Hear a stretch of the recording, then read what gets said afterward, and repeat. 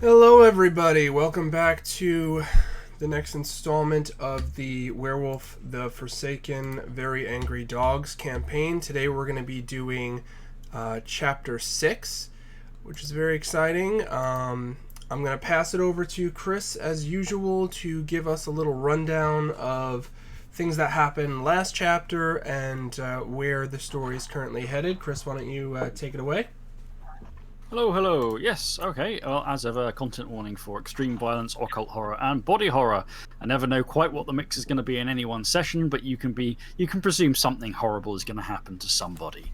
So, last time the pack, well, they spent some time bimbling around really before they headed into the shadow. Various bits and pieces happened, not all of which I can 100% remember. There was a lot of discussion about what the pack's totem should be. For people who are not familiar with Werewolf the Forsaken, werewolf packs have totemic spirits. They have spirits that serve as bonding links between the members for the channeling of magical and spiritual effects.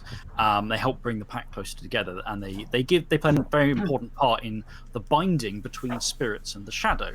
Between werewolves and the shadow, the spirit world. The pack were considering.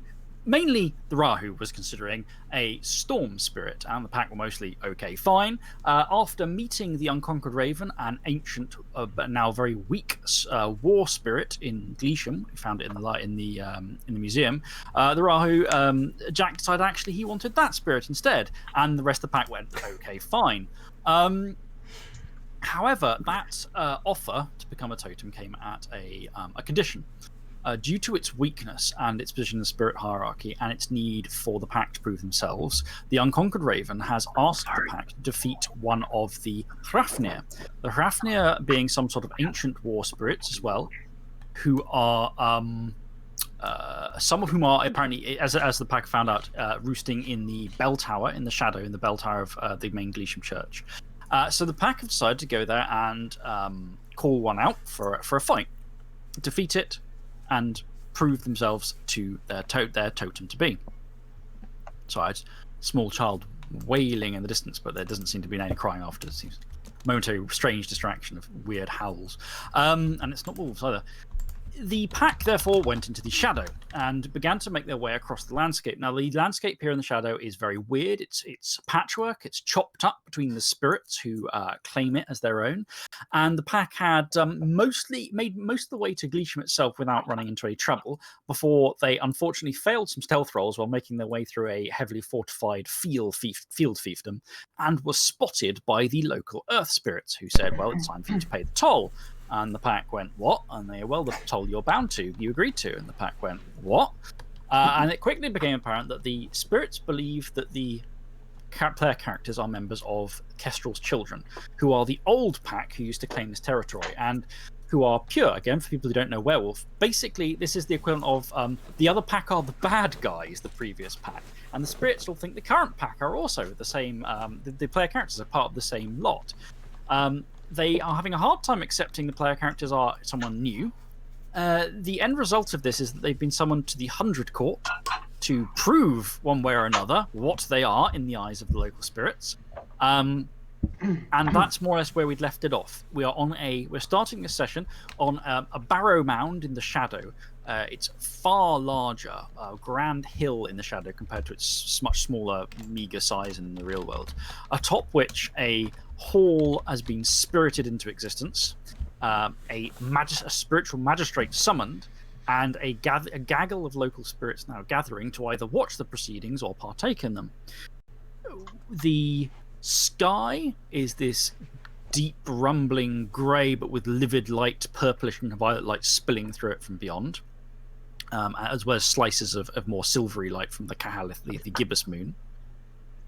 The rain is crashing down, whispering as it comes. The mud squelches and writhes underfoot. The grass whispers and grabs at your ankles.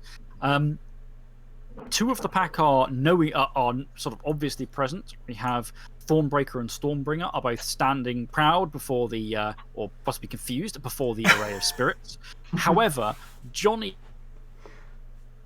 has basically been following along, and in the the whispering haze of spiritual rain has helped cover his path as well. So he's followed this little cavalcade to this gathering, and the spirits involved don't seem to have noticed him yet.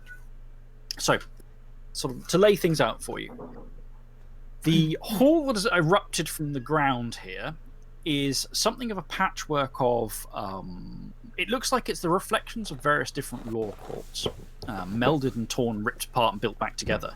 But it's pinned together in a rather haphazard fashion. You know, as you look around, there are hands, sort of the same kind of color as the stone and wood that it's made out of, pinning it, like grasping the bits together, as if there are innumerable people holding everything together. And sometimes, some places not even doing that.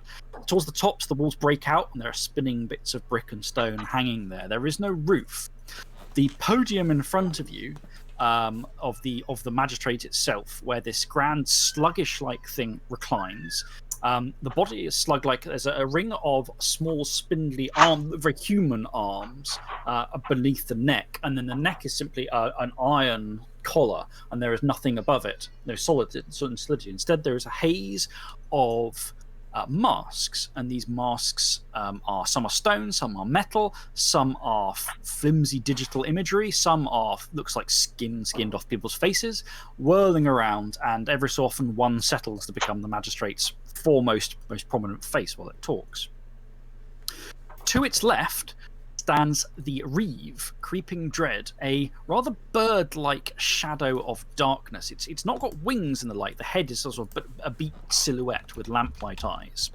And near that loiters another rather ghastly-looking spirit. This thing is like a small column of shadow and rather bloody flesh.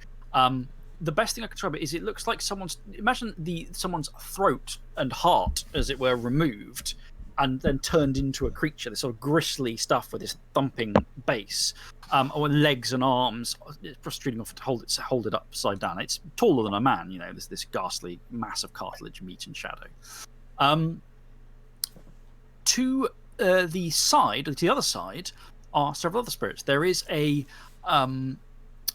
spirit that is wrought of innumerable like gleaming shells, many crushed pan together with sandstone and earth and dirt. There is a certain amount of life coming out of it, you know, grass and the like, but it's mostly like crushed pan. It looks pearlescent. It looks bits of it are mother of pearl and shell, and that is in a animalistic form. It's hard to tell exactly what quadrupedal animal. The thing on the beside it is instead a thing of clay. Some of them are fired clay, like cracked masks, cracked arm plates. It's almost knight-like in a way, but dumpy and round. And from between the cracks of the armor, profusions of life spill out. Lots of grass, lots of that sort of thing. As well as that, there is more spirits are gathering around the edges. A trio of spirits that look very human, but in a very unpleasant. You know, they look like they've been tortured, and they're distorted in weird ways. Jaws hang long, or long arms, and grey skin and warped faces. A gaggle of other spirits are gathering. Things from the fields, earth spirits, spinifuge, spiny plant things. There is a shuffle as the crowd of a mixture of these fear spirits that have these odd devilish masks and horns, and some of them shuffle out the way in a slight panic as something glides in. And if you remember the spirit you met at the funeral, who said she was going to come and pick something up at some point, this one who's like a woman, everything is chalky white, but she is too tall, her mouth grin is too wide.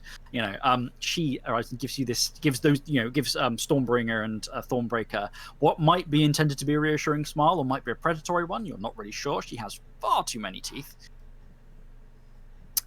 And the finale, as you've gathered up here, I guess, is the impact from above as something from the sky land on top of the building. And the impression is something akin to a very large bird sweeping its arms around, except the shape and the wings and the presence are all wrought of the wind and the rain. Lesser weather spirits skitter and worm away through the air as something large, a shape mostly defined by its edges, and the hints of it has settled to roost over the court and is watching. And as it lands and settles, the thing, the slug-like judge, a mask turns, a wounded man's face, a real face of flesh, tilts up to look at this thing and says, "The court recognizes the presence of the Lord of Storms and Rain, although your interest is irregular." And then the faces whirl away again, and it settles back its focus on you.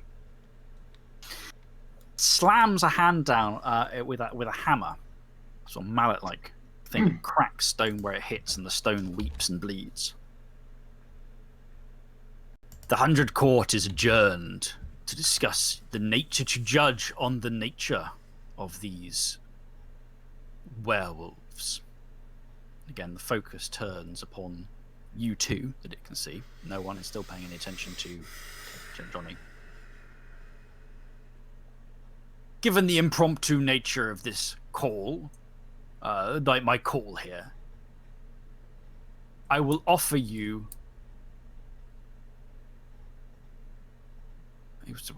100 breaths to confer and consider before procedures begin." And it settles down and begins to breathe like, but there's nowhere for breath. It's the breath simply coming out of this iron-banded neck in a really unpleasant smelling stream. It's a smell you can get even over the smell of the rotting flesh and the earth that is so strong and intense here. It's the smell of sweat, despair, and, well, incarceration, shall we say. That sense of it brings a sense of claustrophobia with its scent. Leaving the two in front of it while it appears to be meditating for its 100 breaths. I don't suppose you have any ideas, Chief. The only thing I can think of is that we prove to them that we're not Anshiga like the Kestrel children were. The Kestrel children, being an Anshiga pack, would never accept us. It's the only thing we can do. And we broker a new deal. Chris, I have a question. Mm-hmm. Yep. Can I make like a wits and survival or wits and investigation roll to look for potential escape routes if all this goes pear-shaped? Yes, I think that's going to be... I think wits plus survival is a good roll, yeah. I think that's a good one. I was expecting him to say, I think that's a good idea. Second of all, can my wallflower bone archetype apply? Since I am... Let's have a look. So, are you wanting to get willpower back from it? Yeah. Let me double check. Right, you get your roll done, and I will check. I'll check wallflower quickly. Where is it? Come on. Page 87. There we go. Where are you, wallflower? Yeah. I am gonna. You get the one willpower refill on that at the moment. Okay, I am actually going to immediately use that one willpower. Okay, I see. Right, yes, that makes sense.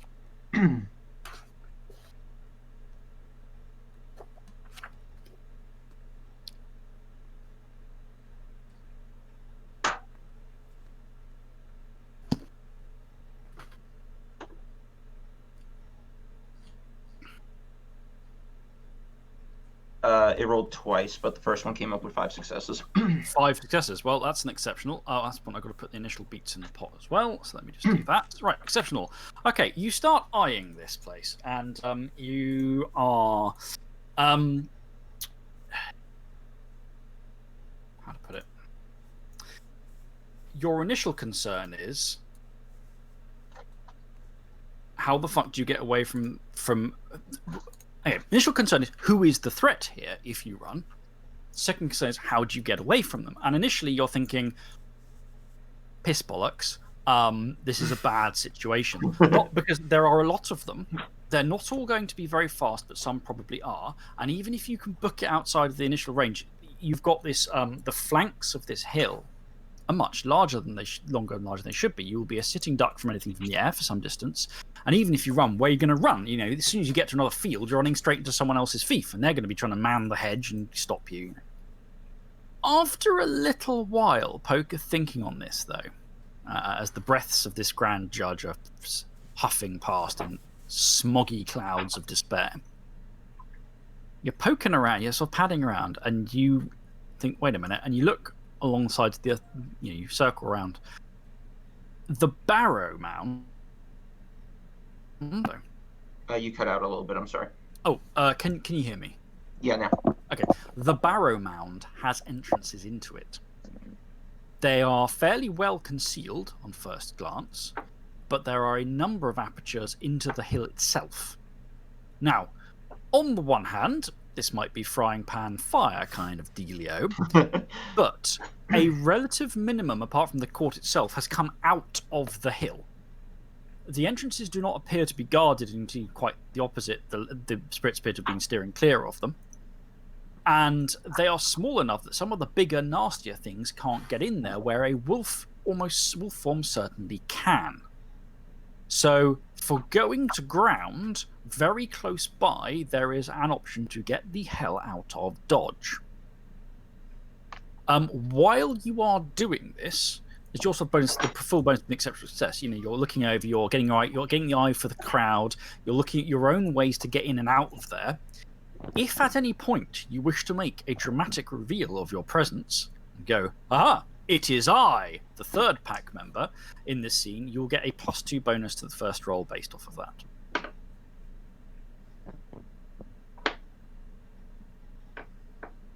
Okay. The judge approaches the end of its resting period. The spirits are shuffling a bit closer. None of them have talked to you or approached you directly. The Reeve has given you some looks with its lamplight eyes, but it's remained at distance. With a final shuddering breath, the judge stops, and then it seems to stop breathing after that point, though it still seems capable of talking. An iron mask, a stern visage, rotates to the front of this haze of faces. And it rears itself back up again, looks down at you. Very well. The time has passed. We'll begin the assessment of your... You are Aratha, werewolves, the misbegotten children of flesh and spirit. Do you plead guilty?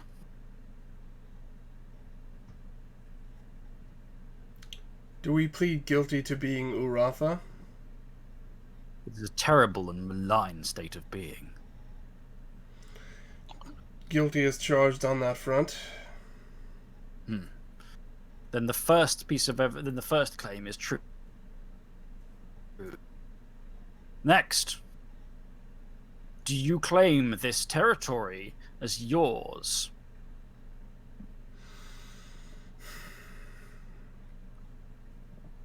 We have not claimed this territory as ours yet. At the time at which we were going to, our plan was to come and meet with the court. One of the spirits of the earth, the spirit that has this, has chunks of ceramic built in and around itself, thrusts out one of its 4 arms with a armored finger pointing up, glints in the the light in the moonlight. Gives a vocalization that is basically an angry shriek of indignation. The judge turns to it. Goes, the court recognizes Hifilsathmus, which means the burned vessel of faces. Lord of the band of unshaped, warlord of the band of unshaped life. You may speak. And the thing clatters with a mouthful like a mouthful of, bones clattering. That is a lie. That one bears the crew authority of their kind's false authority over this place. It has claimed this as its territory already, as it thrusts this angry finger at Stormbringer. The judge swings the masked head back round to look at the werewolves. I have not claimed this territory. The history of the territory has imprinted on me through means not of my own.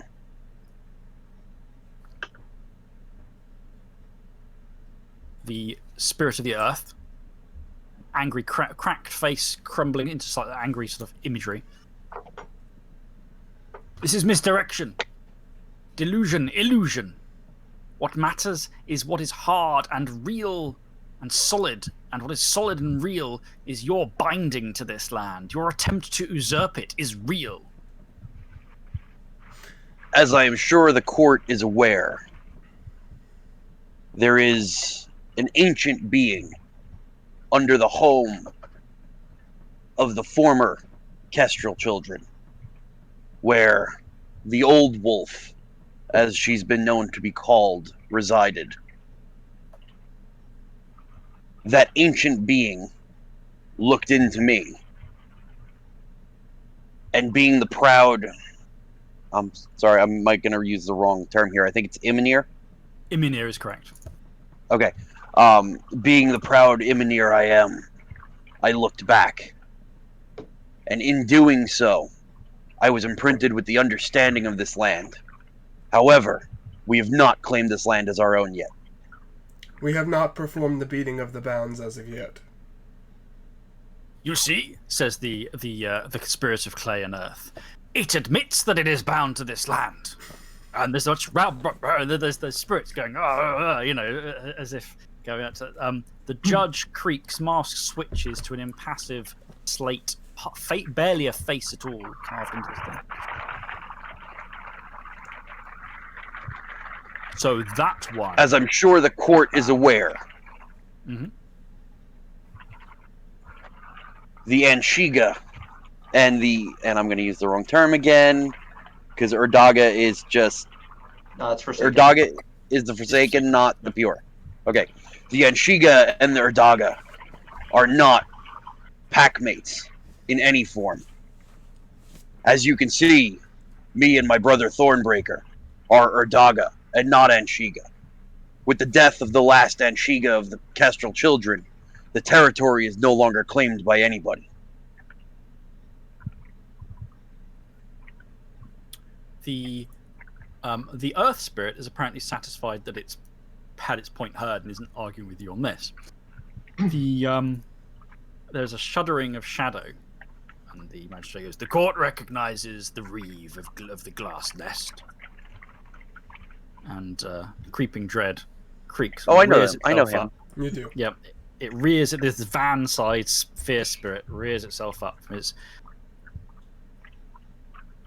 head and the sharp lamplight eyes.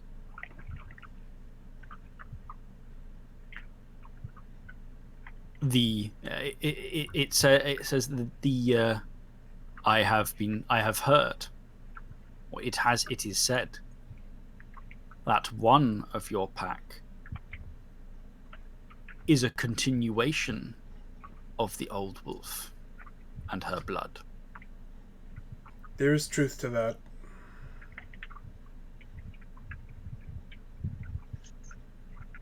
That would link you two. After all, as a continuation, what difference is between them and you? Only in the fallen world. Right? The fallen world is the flesh, they call it. They don't okay. The full world, it's just okay. the other world. I'm just trying to make sure I'm not using the wrong terms. Yeah, no. Only in the fallen world are they related. She was Anshiga.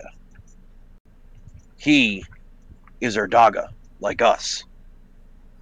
But you are beings of flesh and spirit, intertwined. It is your base nature. If he is of she, then what difference is there?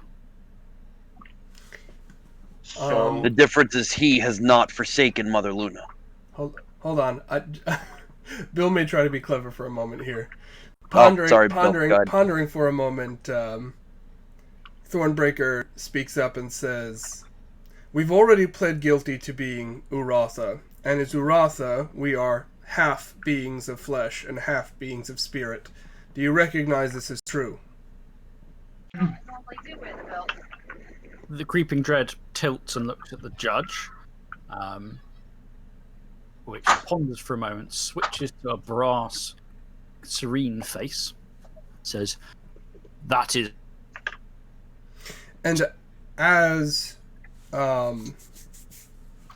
Johnny Galloway, our packmate, is a continuation of the flesh of the old wolf, certainly some of the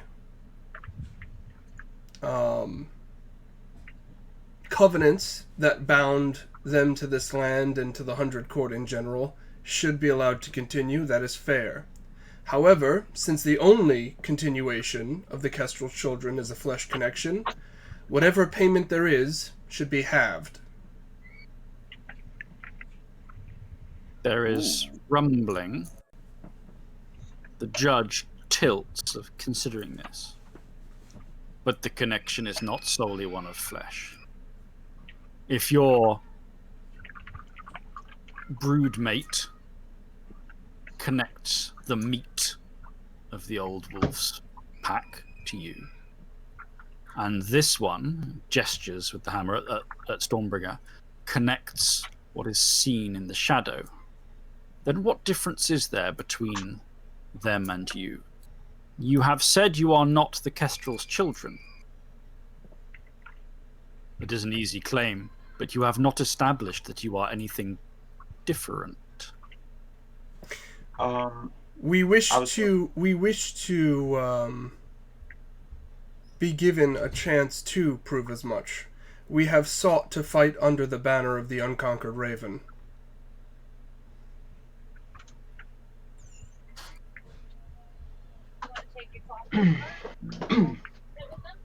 You will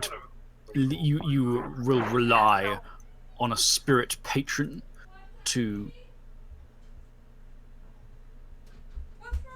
take responsibility for you instead, then? Thornbreaker nods. But first, we must prove ourselves to the Unconquered Raven. That is where we were headed before we ran afoul of your territory unwittingly. Can I have either presence or manipulation, Sure. plus persuasion, probably, from both Stormbringer and Thornbreaker? You can use a different skill if you think it's... Persuasion is the one that I get the +2 in? No, you get a +2 in politics. or empathy. If you feel that your argument was relying on, like... So, for instance, Keith, you could have an argument for using presence or manipulation plus politics in this situation, saying that you were trying to do the whole thing, look, we're not them, they're different factions, this is a whole factional thing. I would allow you to use politics instead if you wanted, but I don't know what your dice pools are like. So I was going to try to use my aha big reveal moment, and basically, I know fierce spirits like to pal around with. Well, I'm stretching, but fierce spirits have a connection with Black Wolf, right? Some do.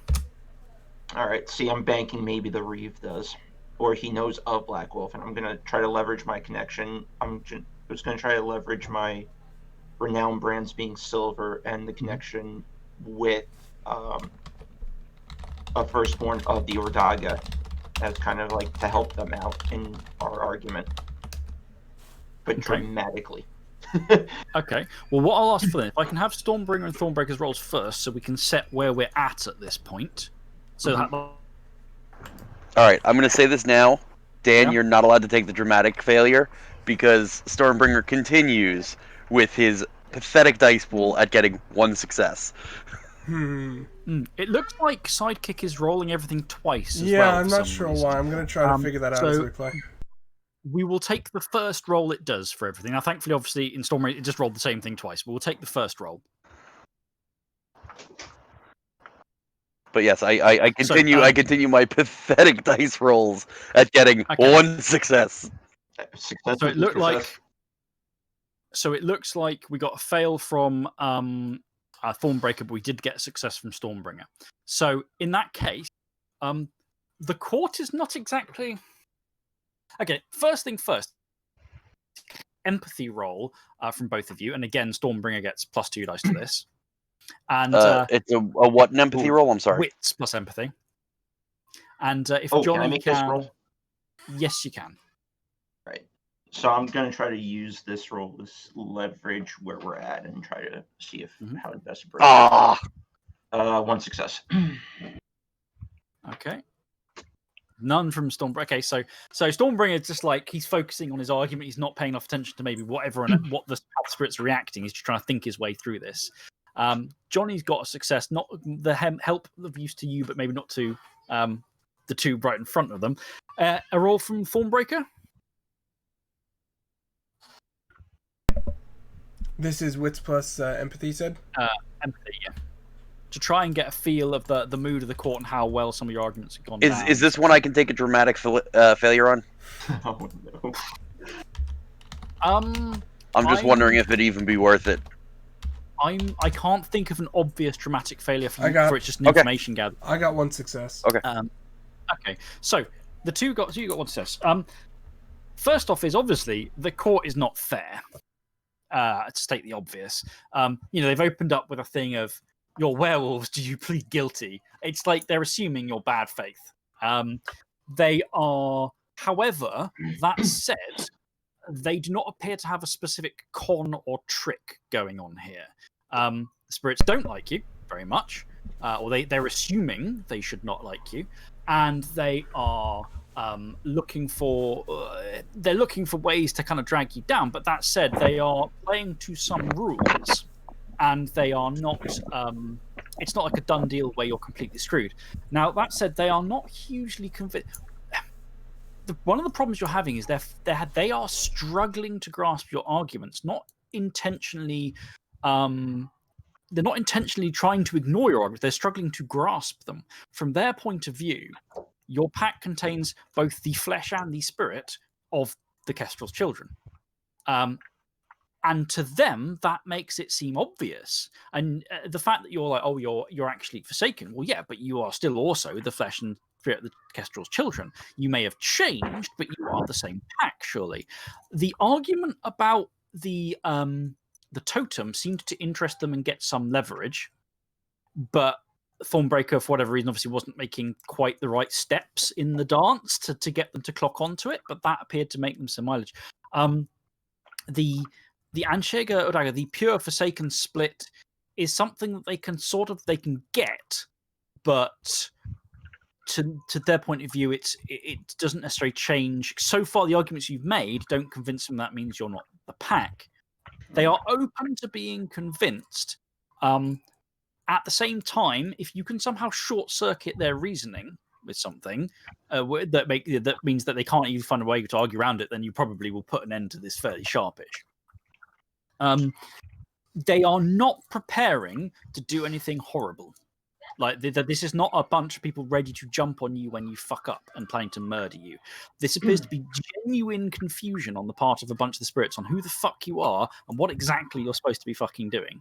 The judge is biased, but he is also trying to resolve this problem.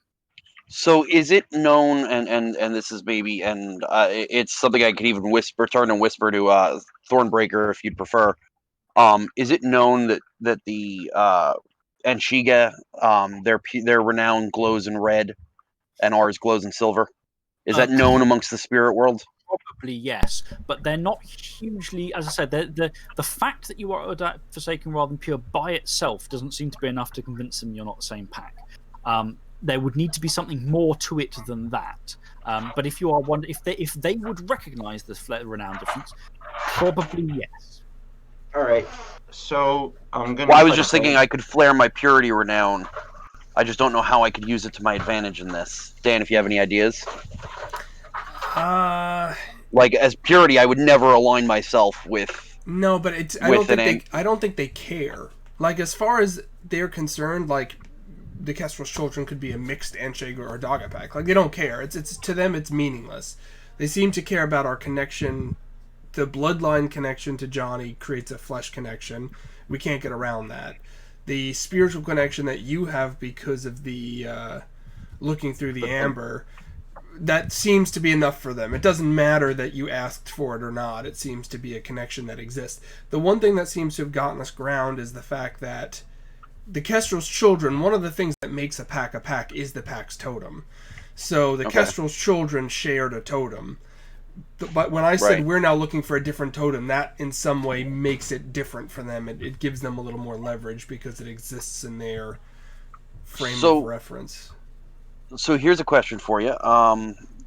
And this is kind of again a sidebar, Chris. If you want me to roll, I don't know if we need to roll. I'm not trying to hide it from them. I'm just kind of conversing with Thornbreaker real quick. And the judge seems fine if you have quiet little conversations.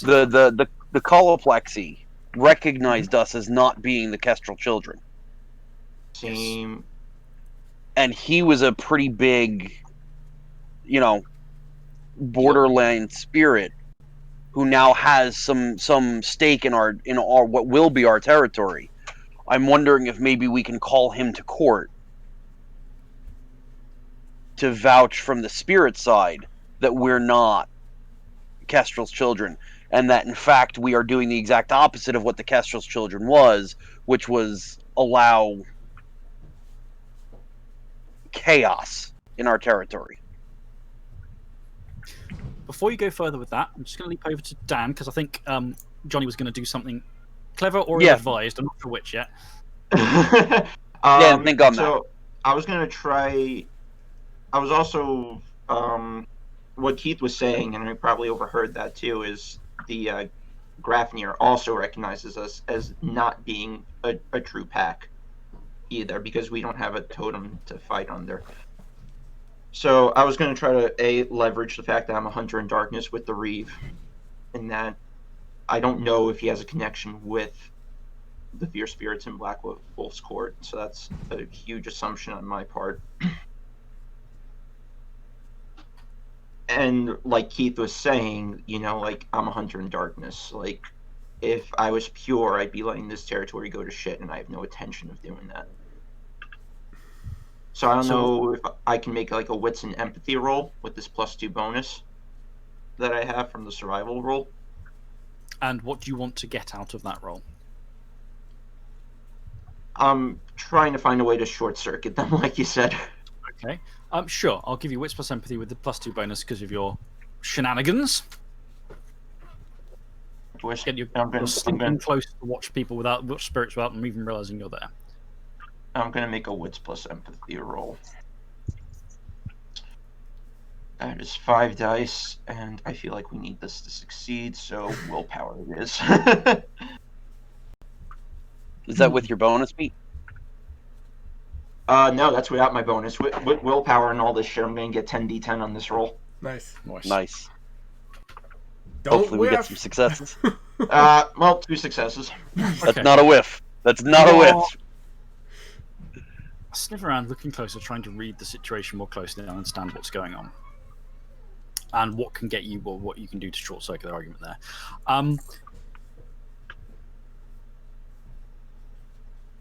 You flared your renown recently, and yeah, so that kind of how that works is a bit on your mind.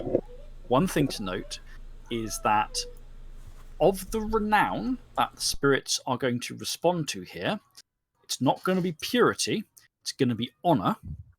I don't have. I have one of those. Someone does. Yep, Keith does. Secondly, in as much as the Reeve might be workable, that it conversed with Stormbringer in a relatively civil way. It's never taken a hostile action against you, and its commentary about your bloodline was very much, here's a thing.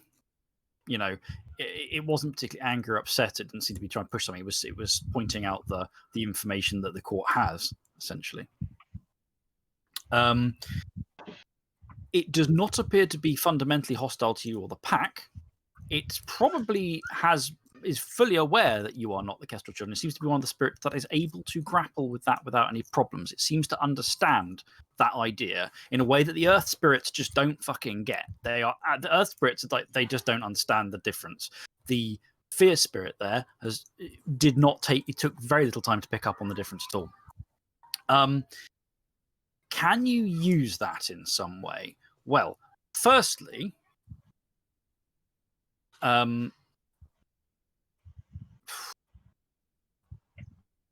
if the court if the court can be pushed around, if you write evidence in front of You were cutting out a lot.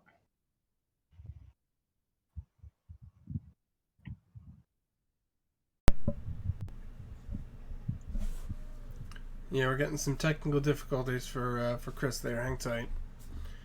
Chris.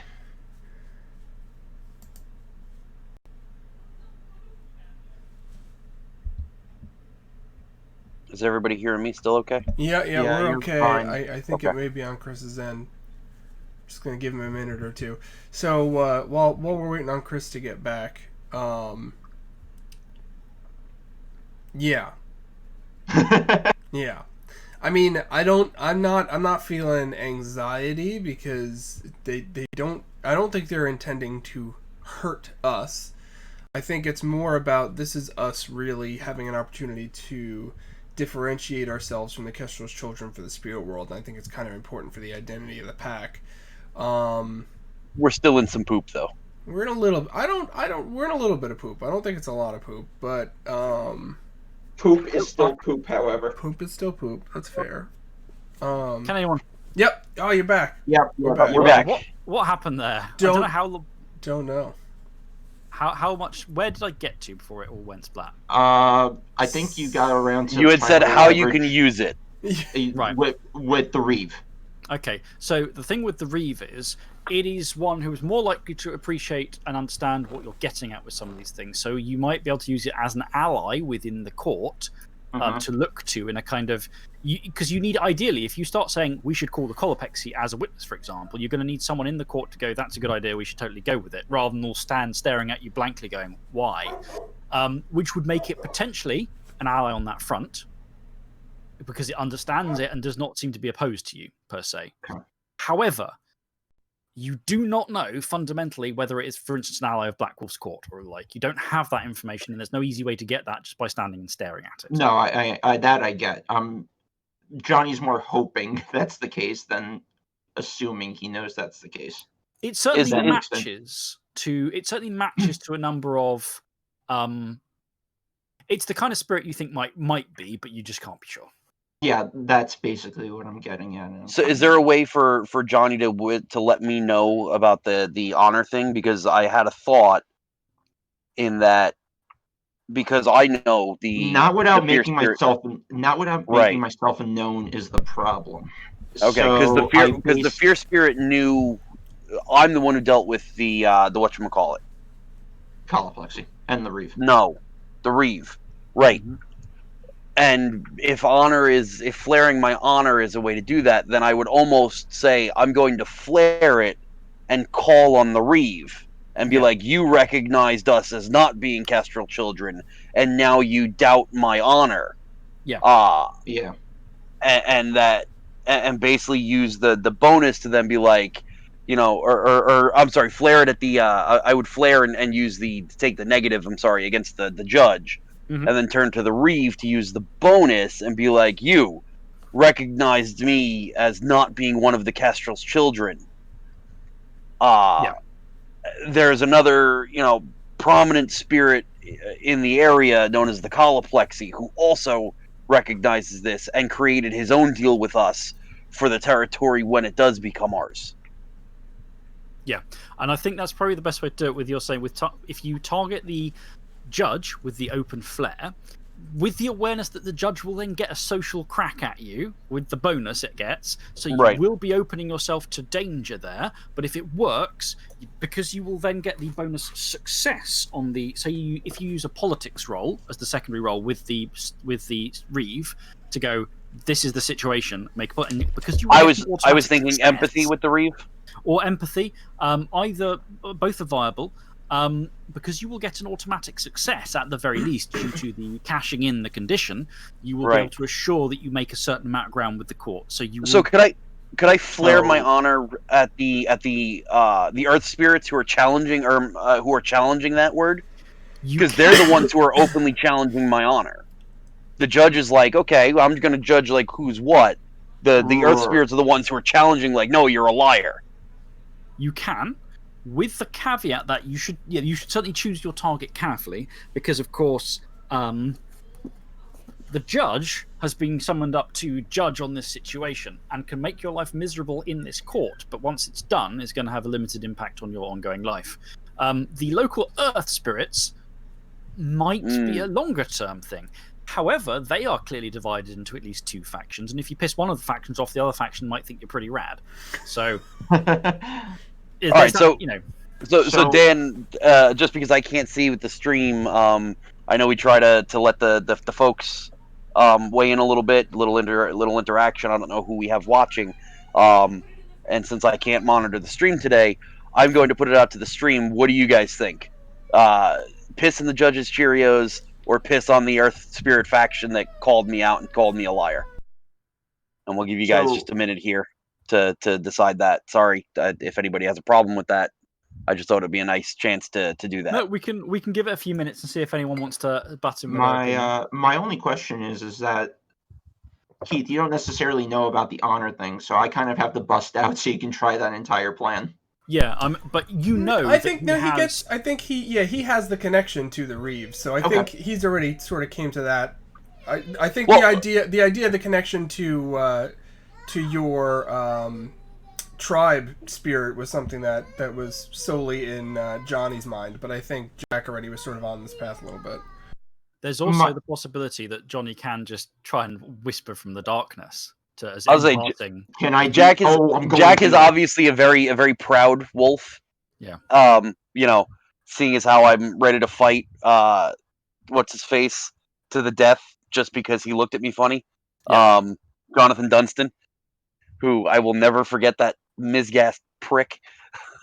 Can I stalk up to my packmate? Yeah, and I will, because of the exception says you can from the darkness give a quiet whisper that only your packmates will hear, and then move away into the shadows again. So you Is it- can go up and go, you know, say what you want to say and convey information. Okay. If you hang around going, oh no, left, now right, then nearby Yeah, spirits yeah, will go, obviously. wait a minute, what's going on? Really, all I Oh. need is the fill in honor Reeves. Yeah, I think would be enough for Jack in his current state of mind. Hold on, my character sheet is gone stupid.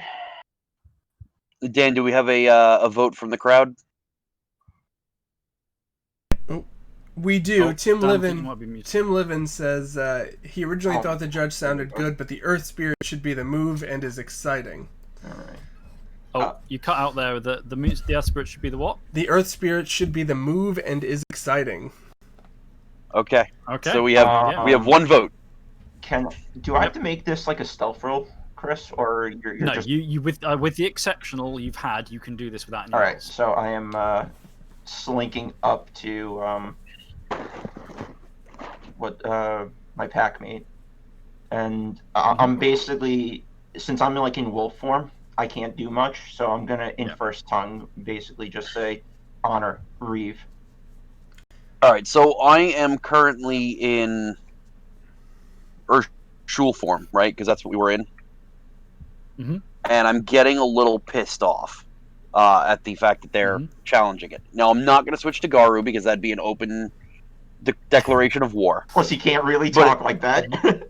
But at this point, I'm getting to the point where he's. I don't want to say his human side is taking over, but I'm going to use my reflexive shift to Dalu. Because I even think that is a bigger form. No, it's same size, just different. But it gives me a finger, which is really what I want.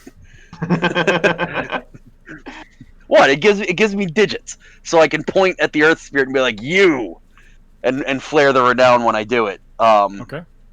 So I'm going to shift to Dalu, and as I do the, and like after shifting, I'm going to point at the Earth Spirit and flare my my honor renown and bellow at it. I'm tired of you challenging my honor as an Erdaga and as a Ymnir. And then I'm going to turn to the Reeve, and I don't remember if he gave me a name. So firstly, we'll resolve the first part, because the condition's a two-part effect. So Gotcha. flare your renown. Silver light stitches through the scars and marks on your flesh. Many of like scars all the time. Most are just in sort of inner, as well, not visible unless you flare. The patchwork, the spilling pattern of renown upon your hide sheds silver light. The spirits stand up and pay more attention, because this is an obvious power move in the shadow. And you basically say to the you call out the Earth Spirit. Now, can I please have? I think I'm going to ask for a presence plus intimidation roll there, and then they're going to get to make a roll against that, and they're getting the +2 bonus that they get because you are calling them out, and then you get the auto effect on the next thing you do with it.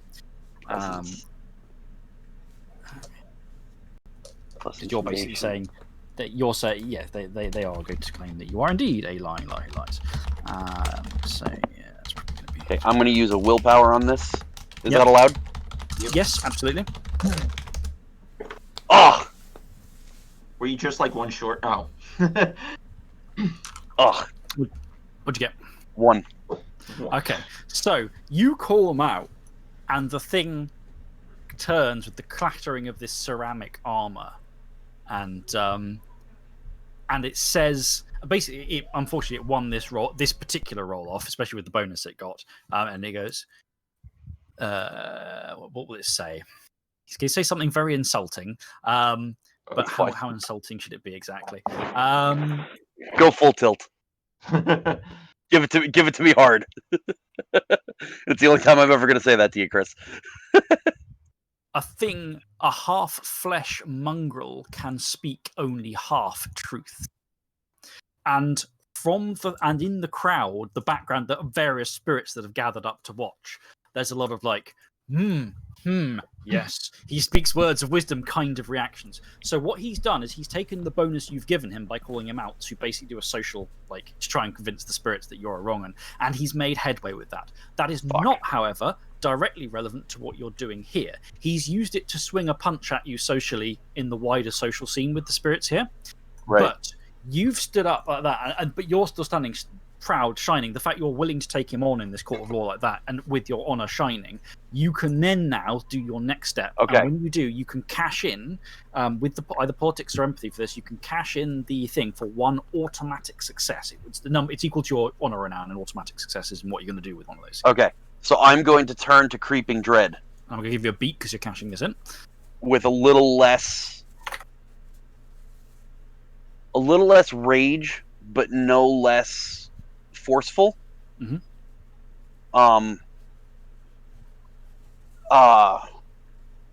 Creeping Dread, you have recognized me as not one of the Kestrel children, and my brothers is not of the Kestrel children. There is another spirit of, I don't know if the right word would be renown. I'm gonna whisper importance. Yeah, there's another spirit of importance in this land, the Coloplexy, who has made deals with us, recognizing us not of the Kestrel children as well. I call him to the court. I would request that we call him to the court to speak on our behalf. And then that would be. Then what you're going to do is you're going to roll. Manipulation plus empathy. Either presence or manipulation, because you're going quite full bore bold here. Either empathy, because you're trying to hook the you get your hooks into the reeve, or politics if you to reflect you trying to pull in the wider net. Either of those will be fine.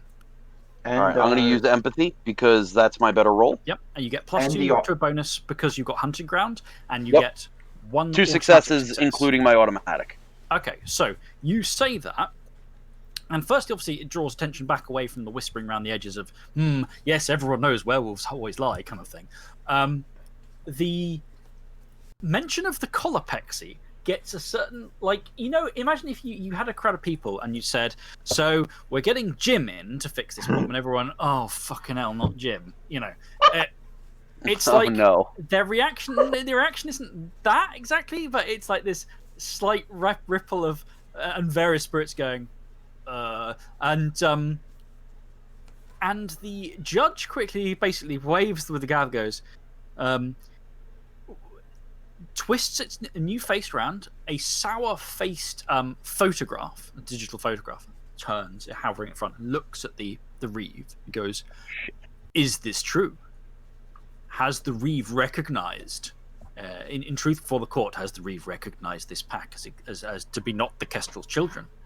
And the Reeve tilts its head, its bird-like head, looks in the eyes, and nods, and goes, "It is true."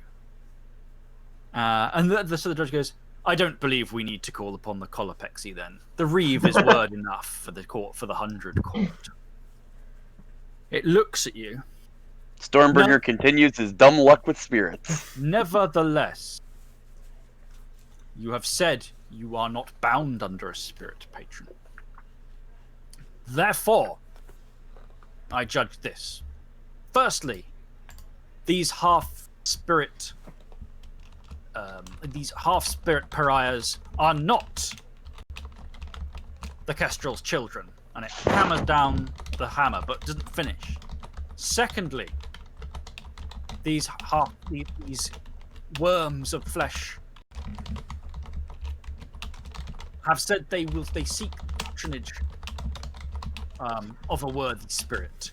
They must pursue this forthwith." Hammers down.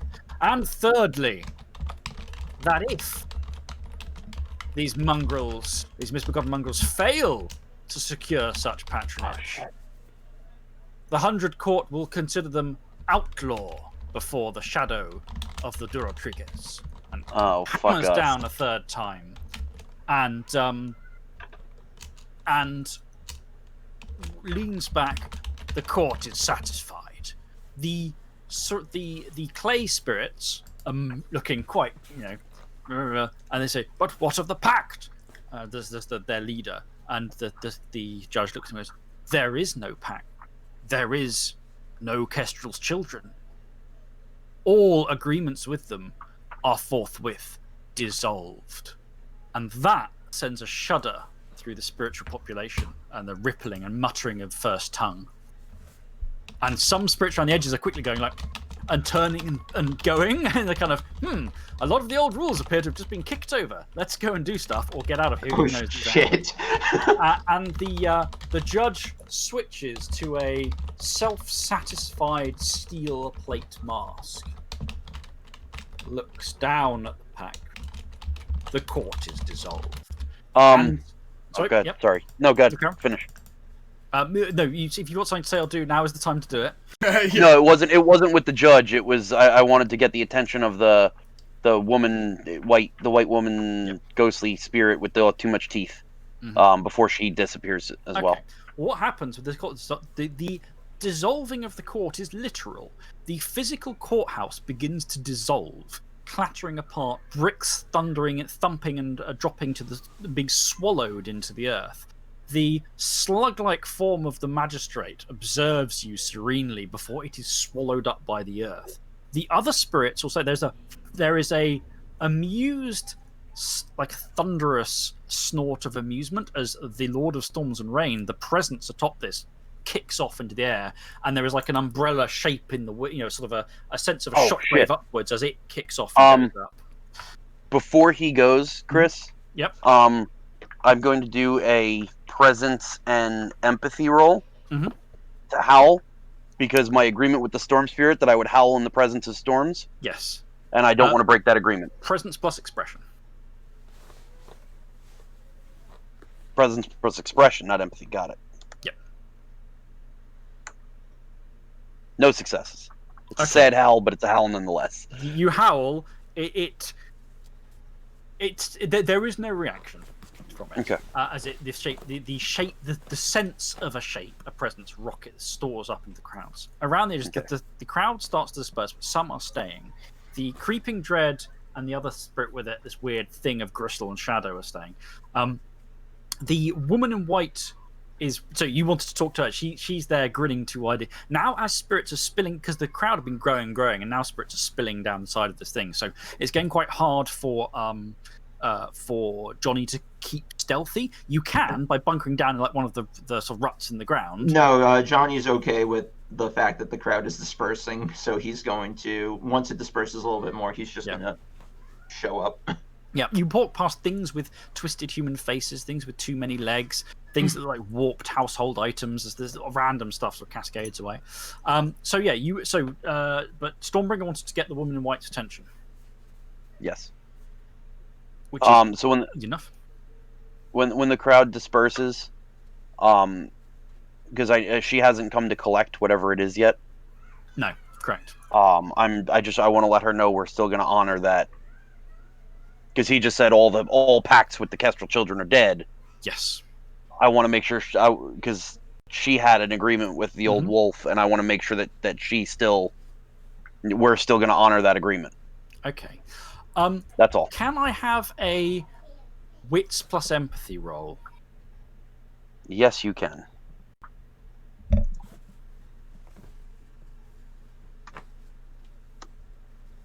Two successes.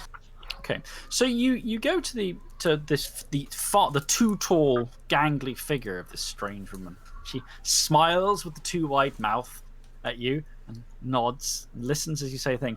When you say you are going to keep that pact, she starts the smile fades a little bit round the edges. Like you telling her that, you get as you're in the process of saying it, so you haven't you haven't gone the way through, but you can suddenly get the feeling that she's not actually happy with the fact that this pact is being upheld. I'm going to ask her flat out, is there something... I thought my understanding was that you were owed something. Deals have two sides.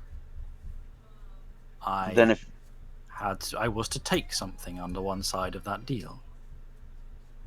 That is something that I had to do. Then if you would share with me the details of the deal, we would be willing to.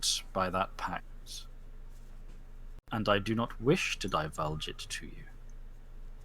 So in other words, she's not happy that. Wait a minute. She's saying, "Oh, the pact's void. I'm not telling you what it was going to be for now." Right. So Thornbreaker just sidles up next to Jack and says, Jack means well. He's simply expressing that we wish to present a friendly gesture to you. However, the judge's ruling stands. All pacts made with the Kestrel's children are void, for we are not them. If I took from you, I would be bound in your debt.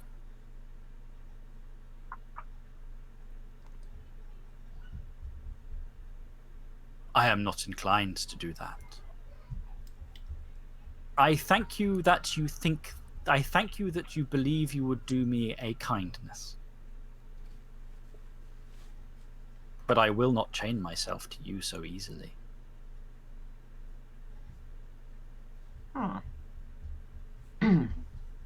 And it's sort of backing away. It doesn't turn and move like that, it just starts to drift away from backwards. You.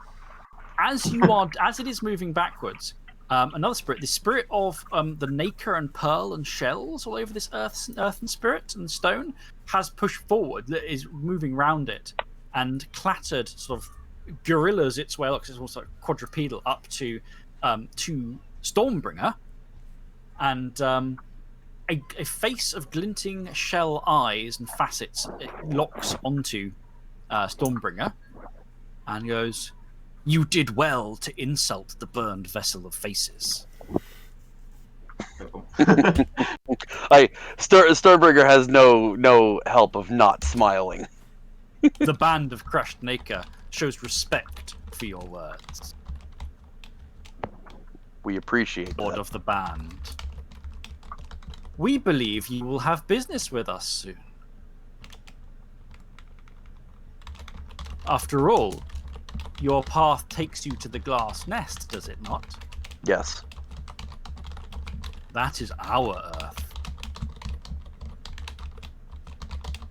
Then perhaps. We do not care what you do to mock and wrong the foolish, befuddled clay things.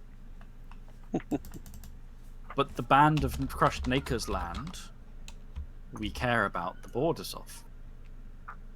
Shall we discuss your journey into our domain? Indeed, we should. Because you have harmed the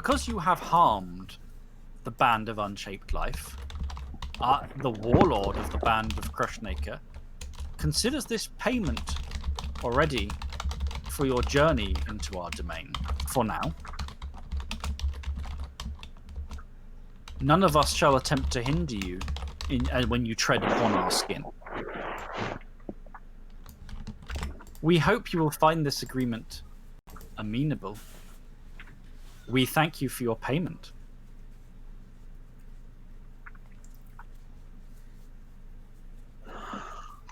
I would Are you offer. wary of this? So basically, I have to insult the clay No, he's guys. He's to... already saying done that- it. Payment No, process. we No, already I'm saying did. for future. If I insult them, Maybe. For now, it said you pissed off my rival. Come on in. You know, but yeah, it's Right. only saying that it's a time. It's only saying it as a time being. It's not saying that as a permanent thing. right? I'm wondering if because it's their land, obviously their flesh, that they may be able to point us in the direction of the Hrathnir to kind of give us a little bit of guidance in that, being as that it's their locale. And I'm just wondering what sort of deal we could broker with them on that. Said it's going to let us pretty much do almost whatever we want in their land, right? So, If you start digging up large chunks of earth, they might get pissed. But they're happy for you to Right. come onto their land and do wealthy stuff. Thornbreaker, inner shul, so I'm going to limit how much I can speak here. Basically says to Stormbringer, enough deals for one day, and starts padding forward.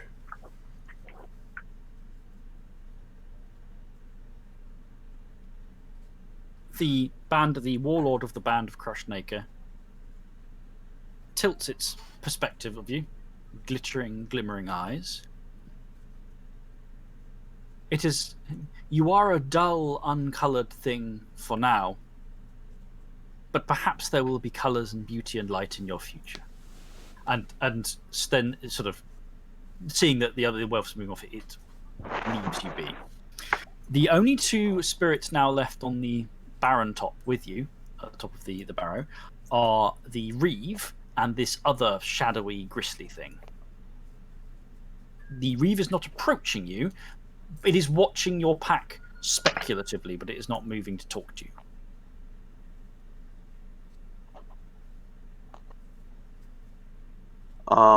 I kind of want to know if the Reeve is associated with Black Wolf. So, I will approach the Reeve finally, just out of shadows. Tilts its head.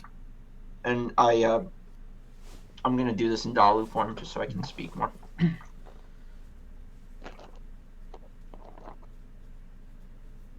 Are you associated with my patron and her brood? You are the blooded one. I am. Does your inheritance gnaw at you? To know you have taken the opposite side of a war to your own kindred? No, because they were in the wrong, and I will correct their mistake. Being in the wrong is no salve against pain and suffering. No salve against self-doubt, ultimately.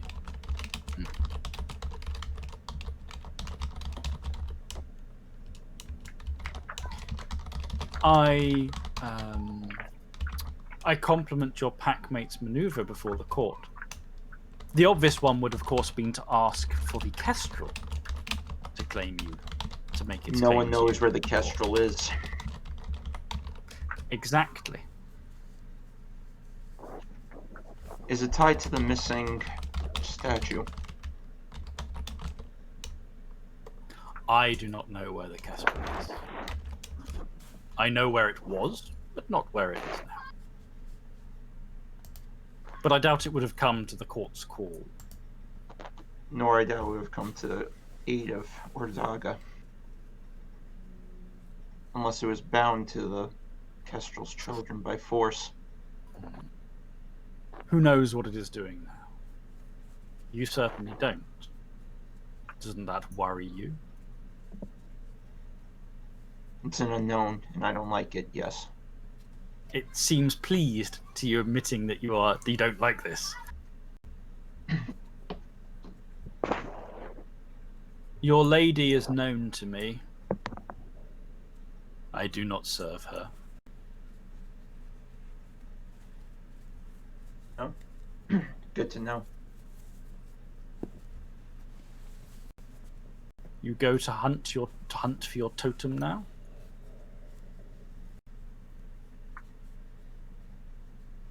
To prove ourselves to our totem. The thing by him, this big spirit of Gristle thumping heartbeat.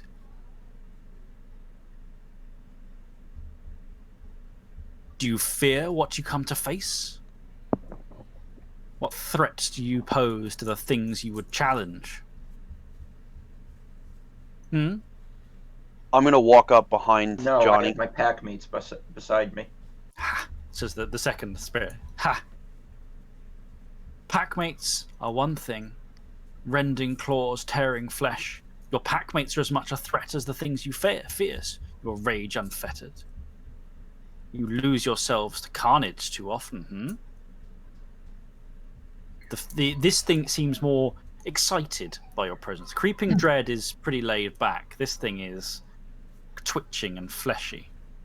I'm gonna walk up Gurgling from its alongside Johnny. What was the name of those three claimed? Like, they refer to themselves as a collective, right? The old three, they call themselves. We fought the old three and won.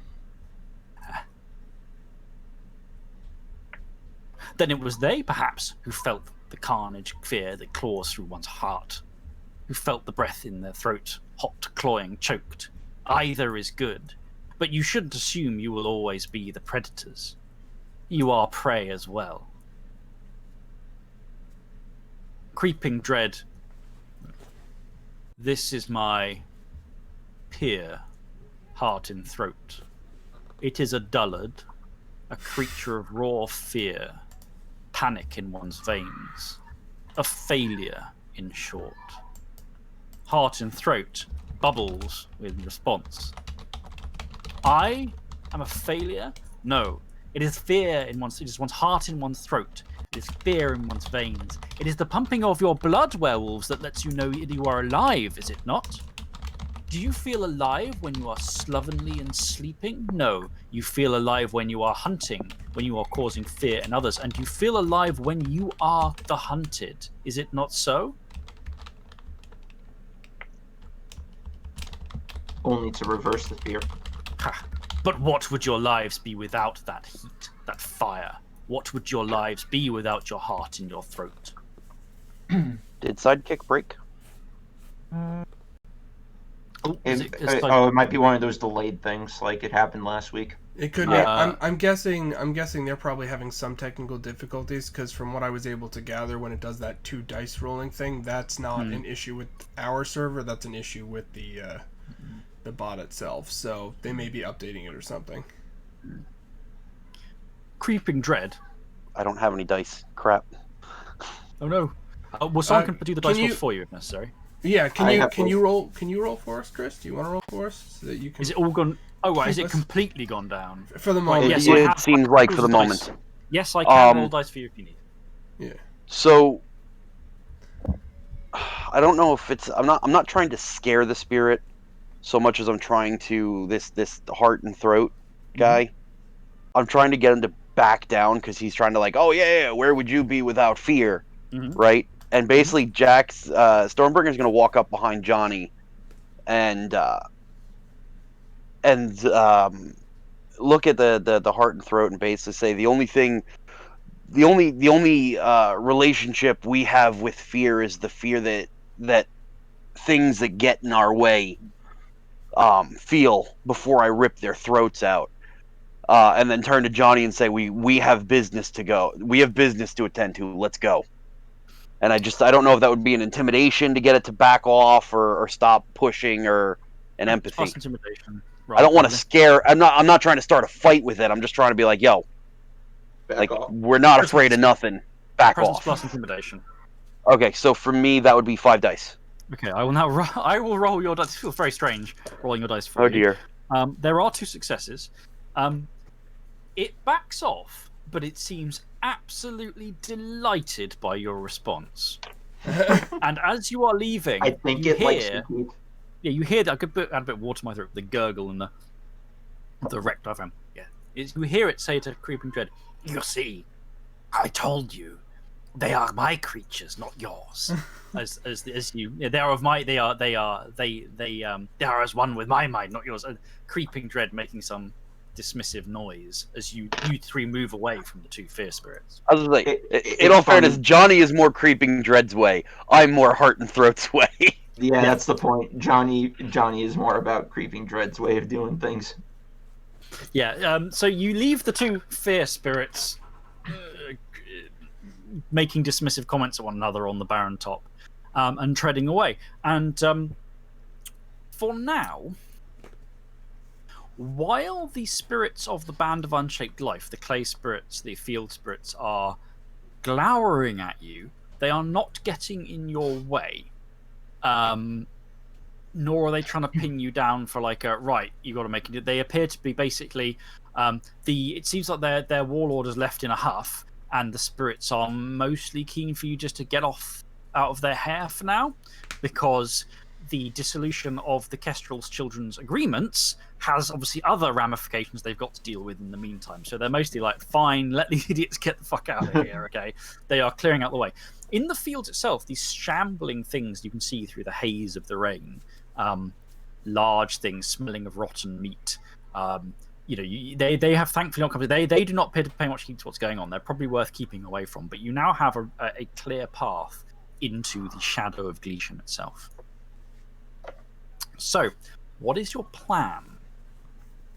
Well, how are you going to go about this?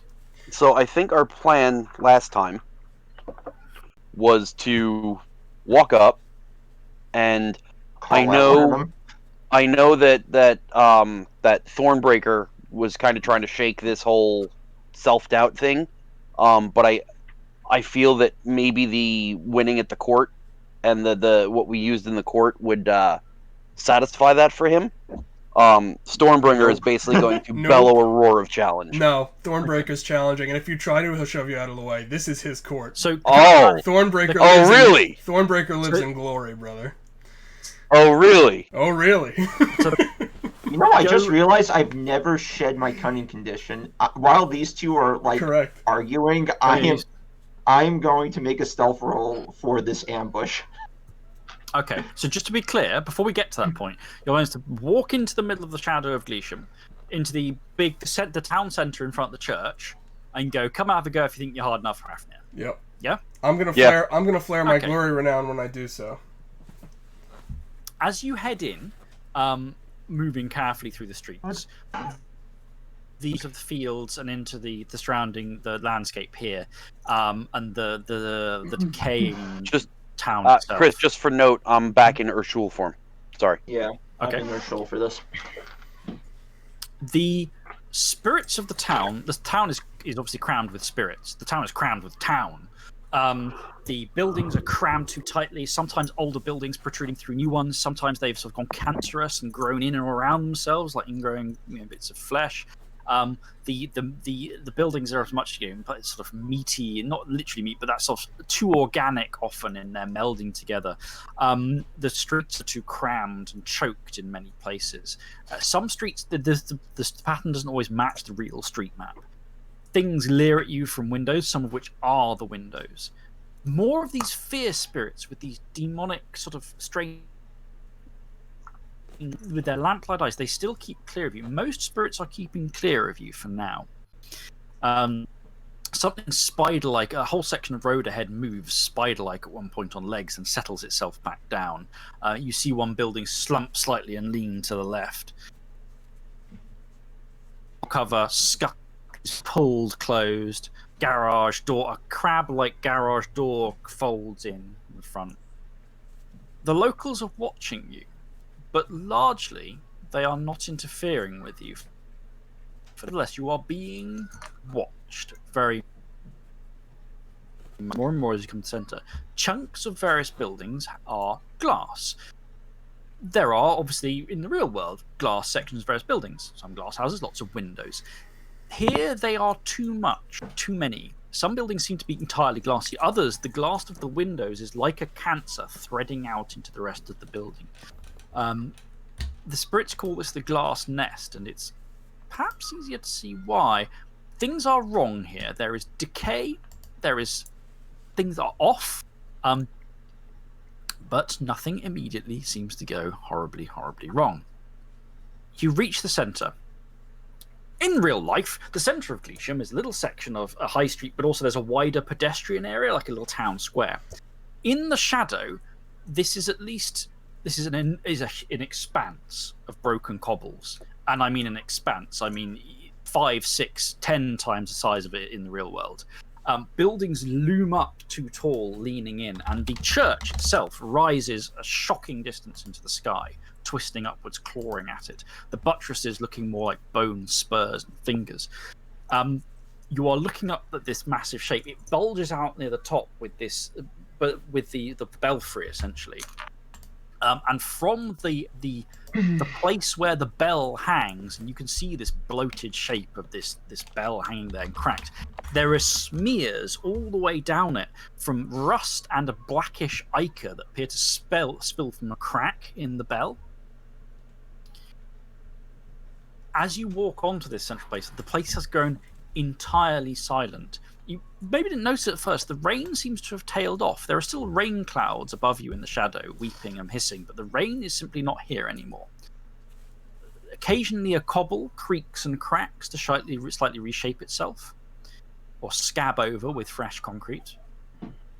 But the shop structures, the buildings around you, their gaping windows and holes are all empty. No one is saying anything. No spirits are moving.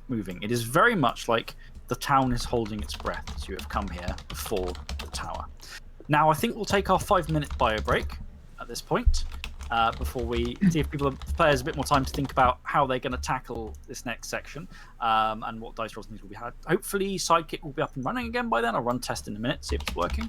And anyone in the chat who wishes to weigh in with thoughts about how this is going to go, or spirits and things like to turn up, or anything to do with what's going to happen next. We will see you again shortly, but for now, I'm just going to mute myself while we take 5 minutes off and I get myself something else to drink.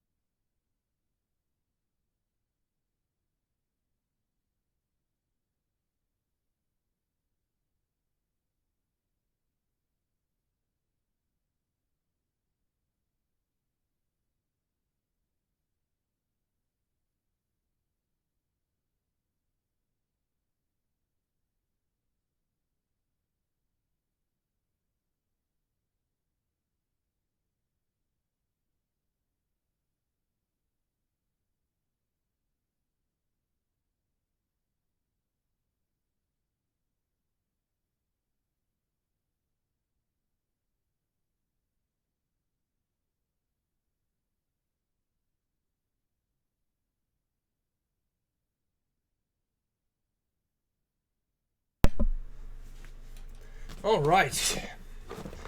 Just waiting for the others to get back. Any questions so far? Any comments? Interesting things?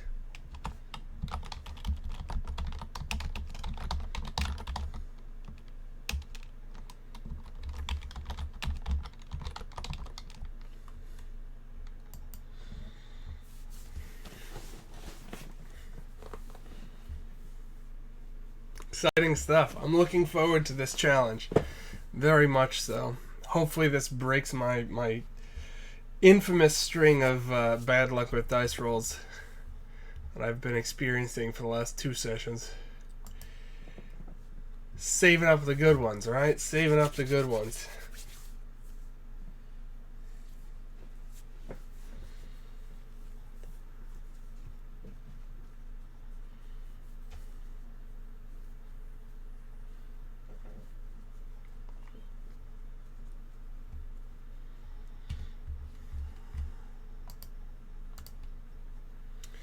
The white woman, yes. So I guess the agreement wasn't like a one-sided agreement. I guess that she had to give something up.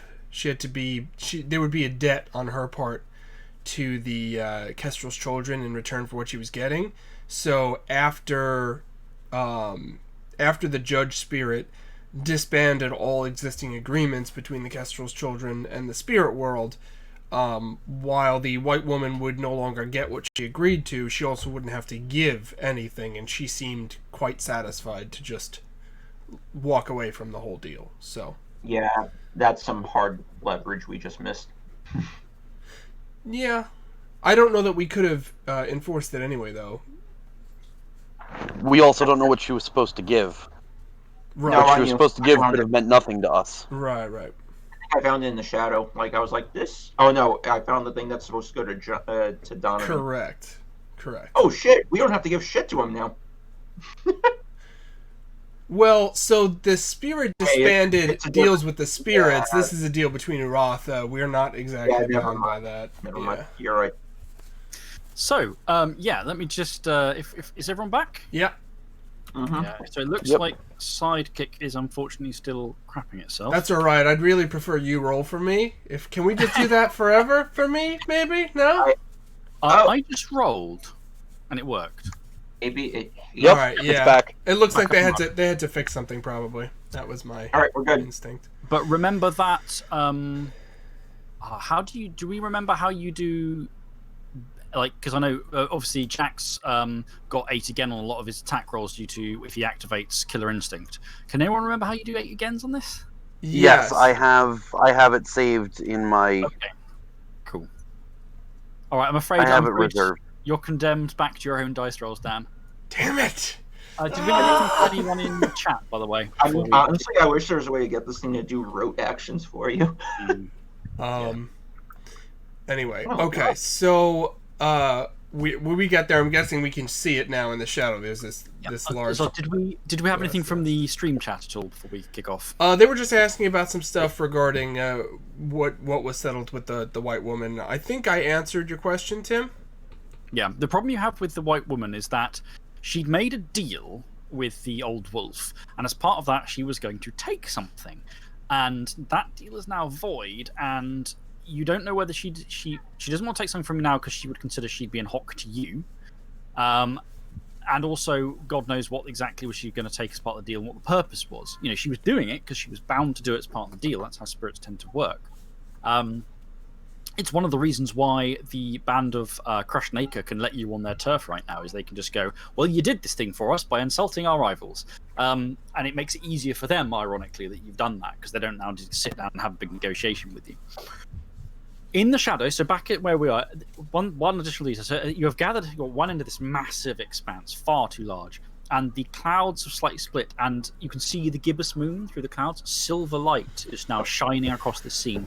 It merely makes the shadows look dingier and more unpleasant, but the scene is now cast in silver light. Okay. So I'm going to howl a challenge for the Hrafnir. basically, whosoever will answer this challenge, among your number, basically. I'm gonna make an expression and presence roll, I guess, or would that be intimidation and presence? Presence plus expression, because you are trying to with howl. It's communication, right? Yeah. That's 5 dice. The infamous 5 The dice. magic 5. Damn it! Slash roll. Chris, I am going to hide. 2 successes. Oh, finally. Can I get from Johnny then a Dex plus Stealth roll? You can cash in your cunning. I think it's 2 auto successes from that. 2 auto successes. I'm also going to leverage my fate merit. And note, someone's cracking away. I think Keith was doing something. It's fine now, but there was. Oh, sorry, I was stretching. Yeah, it's fine now. And remember also that for whatever the stat changes for whatever form you're doing it in. Okay, so 2 successes. Yep. So Okay. I said the town. It is as if the town is holding its breath. And Thornbreaker pads forwards, throws his head back, and howls. Howls in the first tongue, but the howl itself contains so much information more than the mere word that you say. 6 successes with my auto too. I'll give you a beat, and we'll get to what you're up to, and we'll give you some stuff off the back of that in a moment. The howl. Sorry, was there something else? Wouldn't there be a second beat since this is related to our Sacred Hunt? Yes, there is, and you've also just cashed in the actual talent as well, so that's another beat too. Forgot about that. Okay, you howl.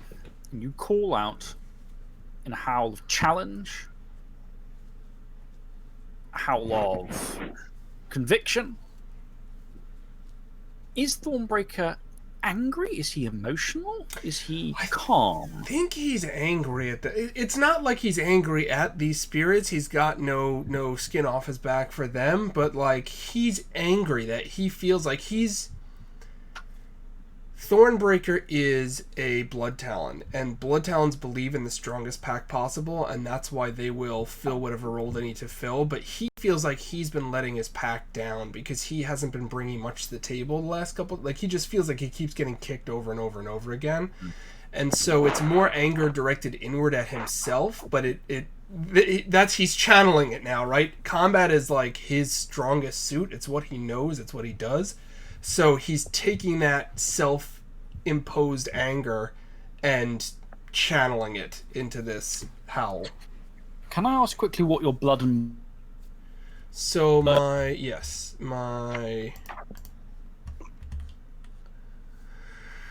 blood is the destroyer, my bone is the guru. So I guess this is the blood coming out here. Yes, I don't think there's a tag for that just yet, but certainly we're sort of moving that general direction. Okay, you howl. It bears your feelings, your emotions, in a way that simple words struggle to do. The howl echoes across the warped, twisted shadow of Glisham, and the shadows themselves twist and writhe. There's something there. Nothing here. It is silent in the echoes of your howl, but things in the town are paying attention. Above the town as well, things react. There is a deafening toll as the bell rings. There is a fountain of bloody black ichor that spills down from its place up there. You can barely see the shifting shadows, but the toll itself is a roaring scream of pain, anger, and hatred. The filth rolls down, splashes down on the far side of the plaza. While this is happening, Chris, I'm going to activate Killer Instinct and Primal Strength.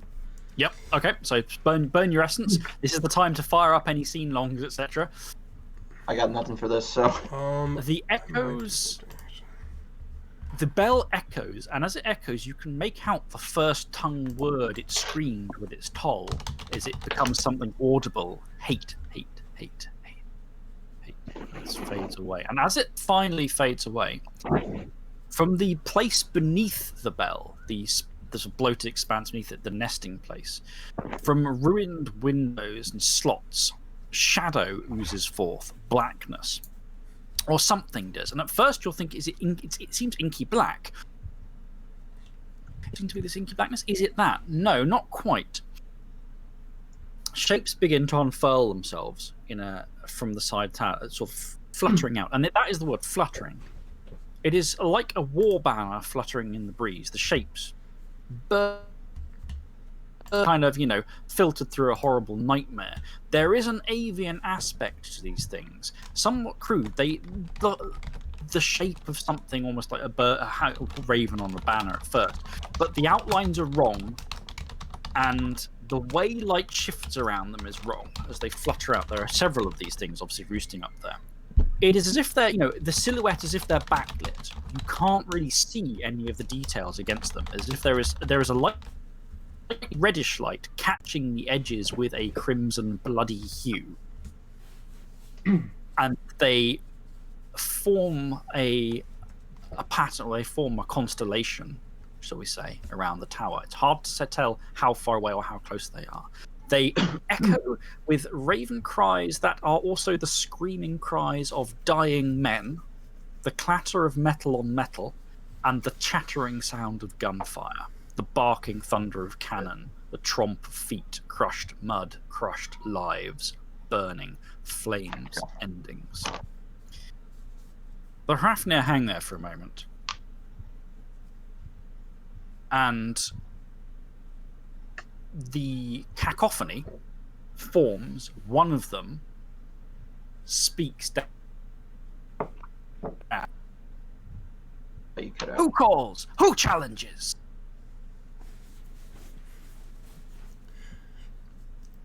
We don't have a name for our pack yet. I am Thornbreaker. Very angry dogs. No, we were gonna be. I thought we were gonna be the oncoming storm. Okay. I am Thornbreaker of the oncoming storm. There is a resounding, squabbling, chattering, squawking, shrieking among them. And then another says, with a sound of ripping flesh, a cracking bone, "Your challenge is accepted." One shape detaches from the flock. The rest draw closer in, and they perch themselves on the tower. Rather than sitting like birds would on a perch, they are clinging to it, more bat-like. Or it just doesn't. Looking at them makes it look uneasy. These backlit shapes as they cluster down the flanks of this oozing, bleeding tower.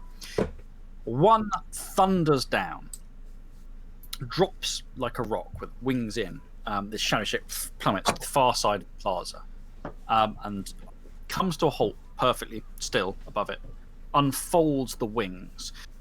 You guess, although space and time are hard to exactly measure across this distorted location at the heart of the town, that it is maybe 30 meters wingspan. It is, again, this backlit red. There are hints at the edge of ragged, blood-soaked feathers, of gnarled flesh, and of fabric, as if something made of blood-soaked banner fabric of cloth. And the slight background fuzz of screams, tromping feet, and gunfire. As it lands, threads of its shadow, of its blackness, puncture into the ground like knives. And the first thing, other than the Hrafnir herself making a noise, happens. The ground screams as the cobbles are churned up in a sort of pulsing shockwave, transforming this ground from the dingy, run-down town heart of this place into a battlefield. Literally, it is a mashed, garbled mess of churned trench earth, tank trap metal, barbed wire, spiked wood. It's like someone took several different eras of, the hellish battlegrounds of war and vomited it up out of the ground. And the cobbles and the stones are shrieking and screaming in agony as this happens. The thing flexes, the wings flex slightly, and again, the movement's wrong for a bird, but you can't make out enough detail to see it. And the thing says, in a voice that is calm, concerningly calm, not the voice of a spirit in a way, the voice of someone who is ordering death from a great distance and will never have to see the bodies themselves. Your challenge is accepted. I will meet you in this field of battle. Are you ready? Unless you care to give tribute. So, We have to give Fuck tribute to that. the unconquered. No, don't we have to declare this fight and name the unconquered well, Raven? that's Is that what it that's means? what I'm gonna do when I flare my renown. Yeah, okay. So I'm going to flare my glory renown. Mhm. Thornbreaker has 2 glory. Mhm. So I'm going to say our victory will be tribute, but not to you. We are here to fight under the banner of the unconquered Raven. Victory is not yours to have. I am the faceless kill. If you will not bring us the tribute we are due, then I will take it from your carcass. Do I have to make a roll for that? That's When you flare the renown, you are now boom, and it's too calm. Its reaction is like concerningly calm, not because it's really calm, but because presumably what it represents. But it is now. It will get the +2 bonus against you. Once it uses it, then you can cash in the overall effect. gotcha. So- Can we get a war howl? Yes, I'm actually going to use a different one that I used last time. I'm going to use Warcry for this one. Okay. Is this gonna? Shall we get ready to roll initiative then? Yeah. I'm just trying to remember how to do that. It's you roll 1d10 and you add your Dex plus Composure to that roll. Yep. Okay. So, Chris, just for the first round, my Mhm. initiative will count as 3 higher. Okay. My opening action is going to be utilizing the 1 part of Relentless Assault, which is for the initial turn only. As long as I use an all-out attack, which I'm going to, I gain +3 initiative for the first round. Yep. And then I also I retain my defense bonus against the target of that, which would be the big guy. Yep. Okay. So I've rolled his initiative. If people can tell me what your initiative results are. Yeah, give me a sec. I got my wits is 3, my dexterity in Urshul is 5, so that's 1d10 plus 7 for me. All right, so I'm starting, Chris, with 12 initiative for the first round, Okay. and then that will drop to 9 in subsequent rounds. Right. Okay. I have a 17. Jesus Christmas! Okay. And Thornbreaker. I got a 7 overall. Right. First round. Faceless Kills goes first with 18. Oh, You jeez, son of a bitch! you bastard! Thrusts its wings Well, now, out. but before we go, can the Warcry start the combat? That we're actually leaping into combat, even if I don't take any other actions. You cut out a bit at the end there, but So, like, even though I'm not acting first, I figured the Warcry would start, like, lead in, like, no, we're just fighting. We're not here to talk to you. If I can get it off, it'll matter, because it'll penalize his initiative. It shouldn't matter Yep, overall. I'll but- allow it. Alright, so I need to make Presence plus expression. presence plus expression. There you go. Okay. Power this. Yeah, I throw willpower, bro. Just to make I sure. don't have any. Oh, no, maybe I have one. No, I have one. I have one available. I don't know. Save it. I'm going to save it. Presence and expression is going to be 5 dice for me. Oh, shit. I think I broke the curse. Shut up.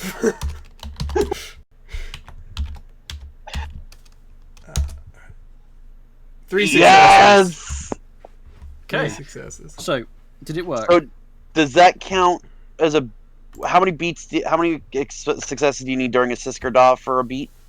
5 as normal. It's still unless you have 5 as normal specific- unless you have inspiration or something. Okay, so the howl affects a number of listeners of your choice equal to the successes rolled. So technically, I could affect up to 3. Yeah. There's only really one for that. There's only really one though. So he will receive a -1 penalty to his defense and attack rolls, and a -2 to his initiative for the remainder of the scene. Right, that puts him down to 16, which means Johnny goes. Nice. So Johnny is going to Go leap Speed out Racer.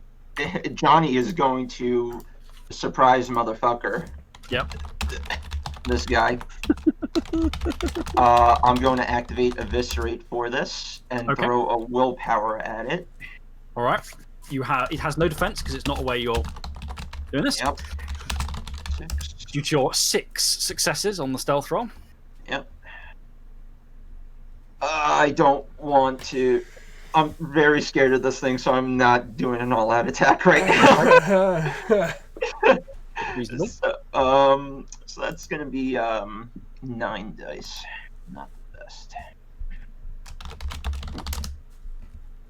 Oops. But it's a rope at least.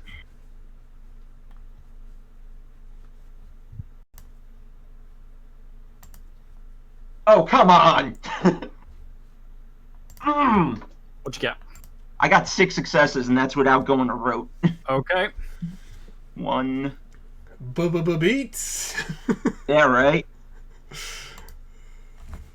2, 3. Alright, and I get to roll another 3 dice because those things come up as successes. Yep.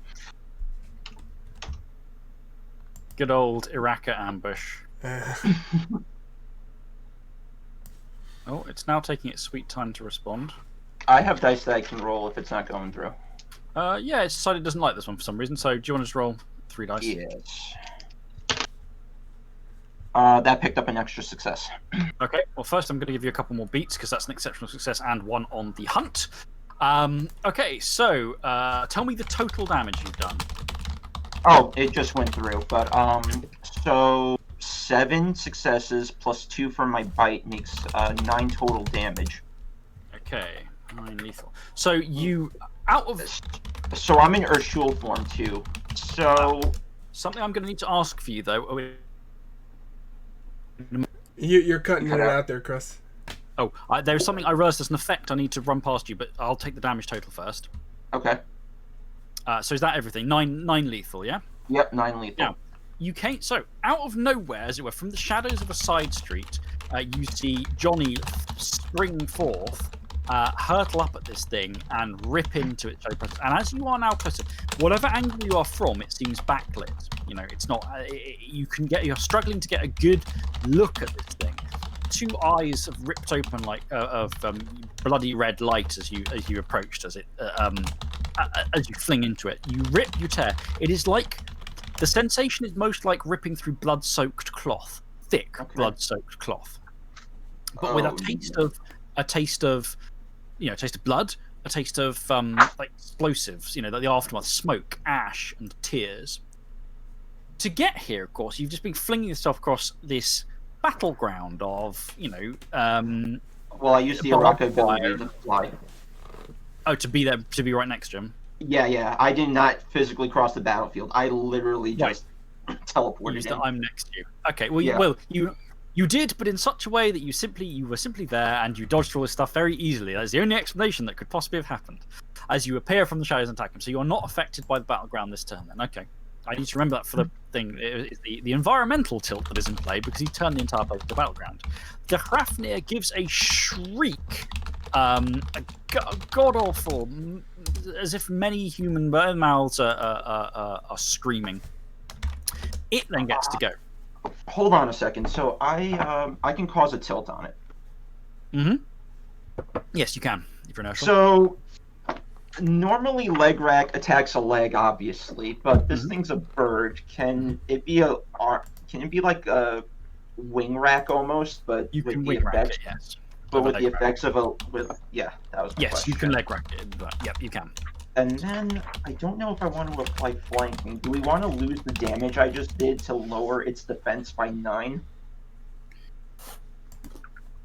If you lowering its defense by 9 is, I think, less effective for getting more damage on it, unless you expect the Rahu to simply pile huge amounts on with it again. Well, I effectively gave it a -3 so far. So yeah, no, I'll just do the 9 damage. I was saying, if you're reducing its defense by 9, Pete, then I will go straight into Garu and start ripping and tearing.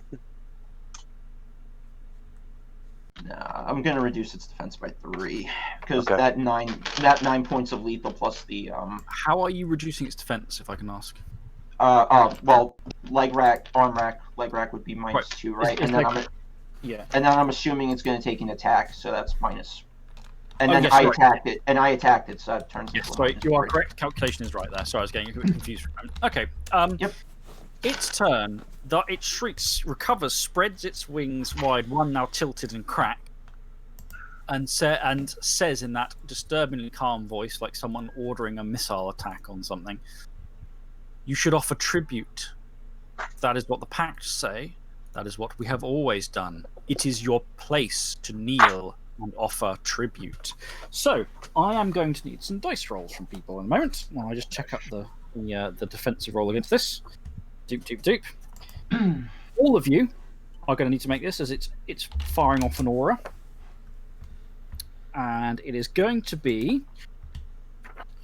Oh, where are you? Sorry, I'm trying to get the page open. I didn't have it open already because I'm an idiot. Doop, doop, doop. No, there's the manifestation aura. Presence plus composure plus primal urge rolls. Oh, That's only 6 5 dice for me. Okay, well, roll your 6 dice.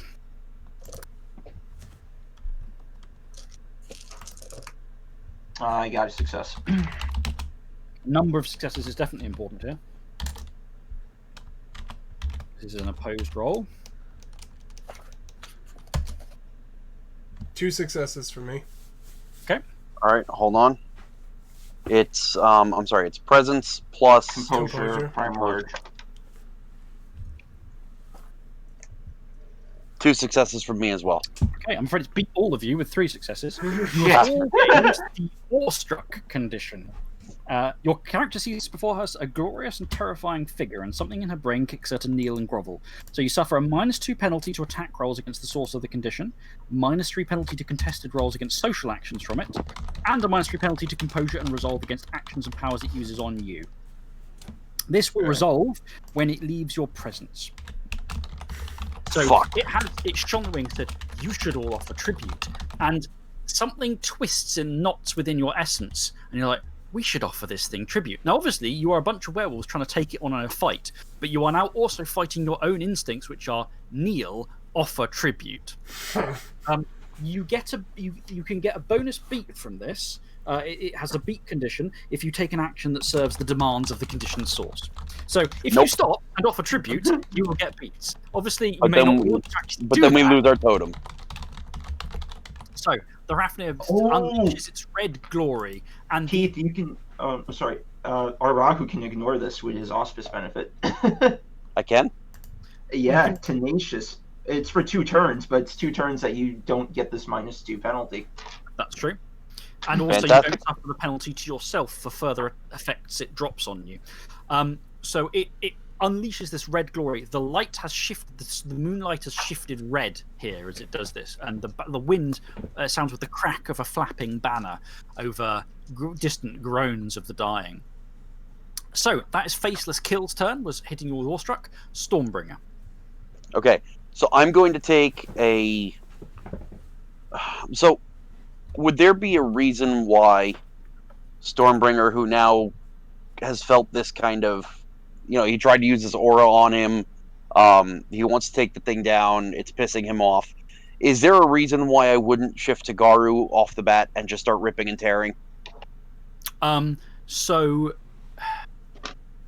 it depends. My intention is not to leave this thing alive. Okay, it depends on how much of a threat you think it is, and the benefits you think you will get. Now, the problem you have right now is there is a battlefield between you and it of torn barbed wire, etc. So there is the question of whether you think the risk of entering the very tunnel visioned kill mode of that is a risk in those circumstances or not. Right. Okay. So I'm going to stay in Urshul for now. And I'm going to bite. Okay. Well, before you that, so to get to it, you're thundering across. You have to thunder across this interstitial plane between you and it. I would like a dexterity plus athletics roll, please. Fuck. Oh, actually, that's not bad. Hold on. Give me just a second.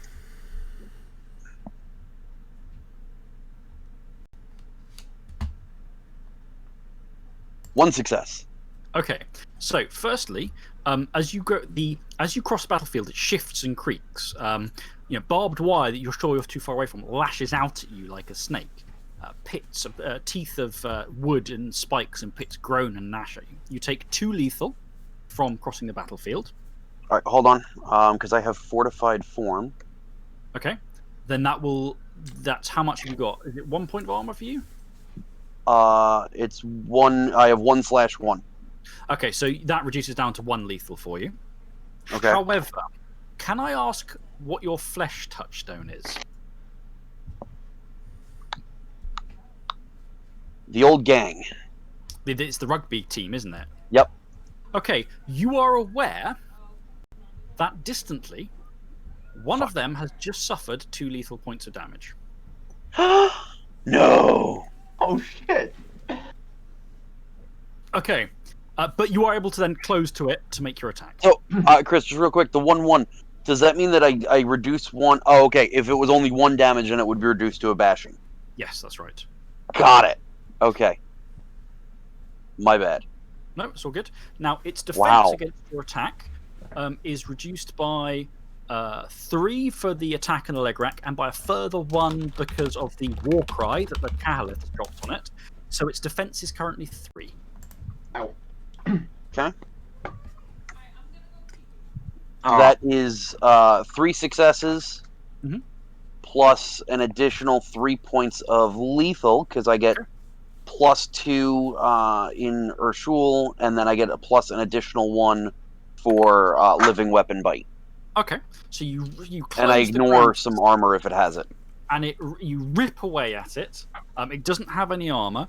Again, it's tearing into thick, bound fabric soaked with blood and ash and the scent of fire hanging off it, ripping, tearing. The thing gives these bird-like shrieks as you rip and tear, but every time it speaks, it's in this flat, calm voice. Thornbreaker. Okay. Oh, Chris, that's a leg rack also, I think, right? Okay, Reduces its double defense you again. Shattered the other. Yeah, you shattered the other wing. wing. Well, what's the other option for that? Armor. Armor. You know, an rack or arm knock- rack, Or knockdown. and that does what? Reduces its attack Yeah, dice the pool? arm rack is more effective at stopping it hurting you. The leg Okay. rack is more effective at stopping it protecting itself against you. Okay, so I'm gonna leg rack it. Okay, so double Plus leg it- racks, both wings But they broken. can't really fly now because we took out both its wings. Yeah, it's not knocked over because it doesn't work quite like that in this case. But yes, its speed is reduced. Okay. Okay. So, in Urshul form, Thornbreaker's also going to race across the distance. So I'm going to have to make a dexterity Dex and plus athletics. athletics. Sure. That's right. So for me, Urshul Thankfully, you don't form- have a flesh touchstone right now. Yeah. Yeah, right. I'm dead inside. You can't hurt me. My dexterity in Urshul form is 4, and my athletics is 3, so that's 7 dice. Charlie, you so needy. All right. 4 successes. Okay, you take no damage in this. You're able to avoid the damaging elements of the battlefield. You are aware, as the thing's eyes flicker to you as you start storming across the intervening ground, and you get the strong sense that while Outcrouch, she's not your touchstone, it seems to see those connections, and you get the sense of something almost focusing on Jenny as that person who's been in the back of your mind, and you get the whole thing, it's just going to be bad, but you are able to avoid any harm as you rush across. So you're now in place to attack it. All right. So as he's charging, then, as he feels that connection, for a moment there's some concern, but I think it actually doubles his resolve that now they have to bring this thing to ground, and so I will actually spend my only available point of willpower on this attack to try to make it that much more dangerous. All right. Remember, you're taking -2 to attack from the awestruck. Correct. All right. But it's got So no defense, right? It currently has no. It's not knocked down. Because its leg rep is actually down. It has a defense now of 2. 2. Oh, okay. Well, would it be 1 because I attacked it? No, it's 2 because you. 2 because you attacked it, right? Got it. Okay. Importantly, what Legrack's done is stop it moving around, which, given it has wings, is quite important because it could have just gone. Sure. Ploop. Sure. It could have gone flying. Ploo. Okay, so let's see here. My strength is 5. I've got +2 for my teeth. That becomes 7. I have. You don't add damage. You don't add your Oh no, I'm sorry. That's right. That's damage. That's the 2 lethal damage. So I've got 5 in strength. I've got a specialty in bite, puts me up to 6, and then 4 in brawl gives me 10 dice on the attack. And then I use the willpower. So that'll be overall 1 because I'm losing the 2 for attacking it, right? So that ends up being 11. Am I doing that correct? 11 dice? Yeah, you're right. 11 d10, yeah.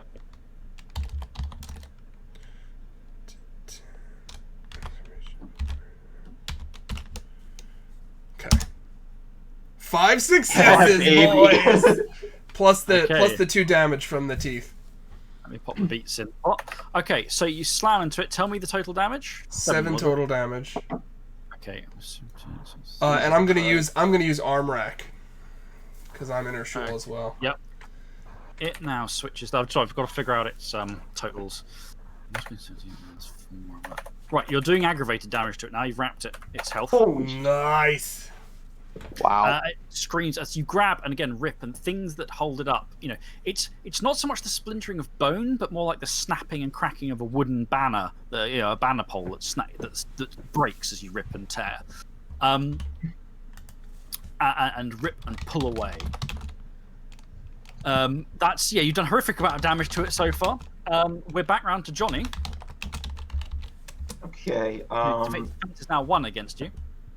Okay, and I have a -2 to attack it, right? Yeah, right.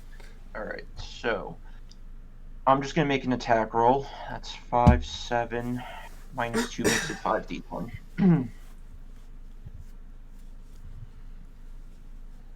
Really? No, it's 6d10.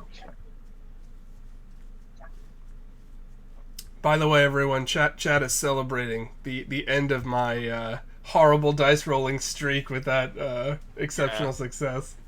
Good time. Yay. As well.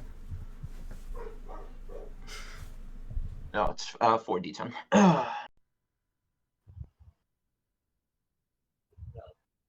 3 successes, however, I think I'm gonna set up my pack mate. I don't know. Should I push the damage or should I go set up Keith for more damage? What does flanking do? No.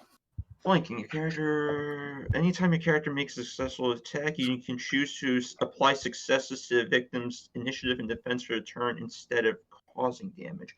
Now, does that mean I have to use all my successes towards this, or can I partially do?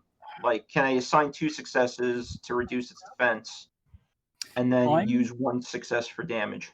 Well, it's only got 1 defense, so you only need to give it 1. No, but it's going to reset at the next Oh, that's turn. right. That's right. So- I'm going to say you can choose how many you assign to the effect. Okay, so I'm going to assign 2 Mhm. to. I'm going to assign 2 successes towards the damage, towards the defense. 1 success towards damage, so that's 3 points of damage I do to it. Okay, so you've dropped. So you have how much have you dropped its defense and initiative by? 2, was it? 2. Okay. Okay, so it's now down to initiative 14, and how much damage? 3 points of damage. Okay, so yep, ripping and tearing into it. Okay, so you rip and tear. You're keeping a sort of on the other side of it, the rest of the pack, as it tries to turn and sway. And again, whatever direction you are from, it appears silhouetted, but there's the sense of wind blowing across you, the smell of missiles, exhaust smoke as it swishes, and the things heading over you. So it tries to basically turn to face the whole pack or get you on one side, and you're keeping it from doing that. It is now Faceless Kill's turn. So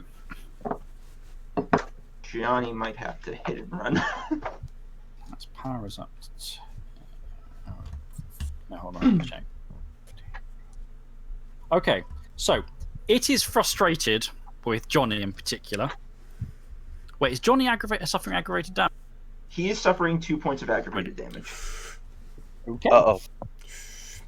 I don't like the sound of that. What's your defense? Johnny's going to use hit and run to move away from it. Okay, well then it's not. So you are burning hit and run. Make your dice roll opposed to it. See if that works. See if you live. I mean, if that works. Johnny's just like, no, no, this is not happening today. Not today. Not today, motherfucker. Sorry, I get 10d10 on this roll.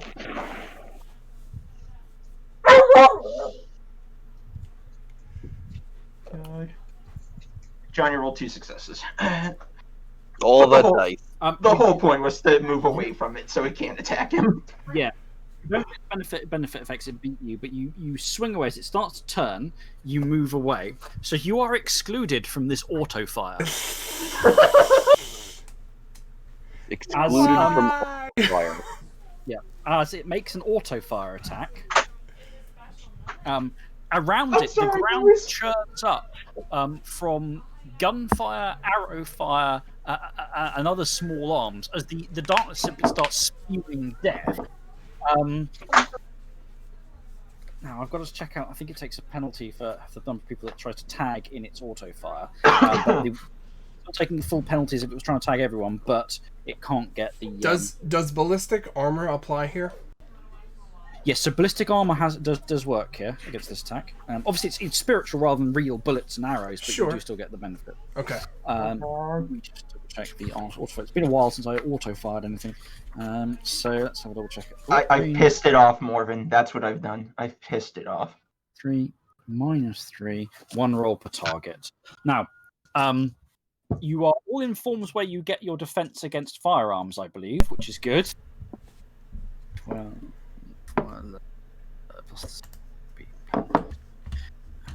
okay, so can I have defenses, please, for Thornbreaker and Stormbringer? Yes. 5. 5, okay. So 5 for Stormbringer.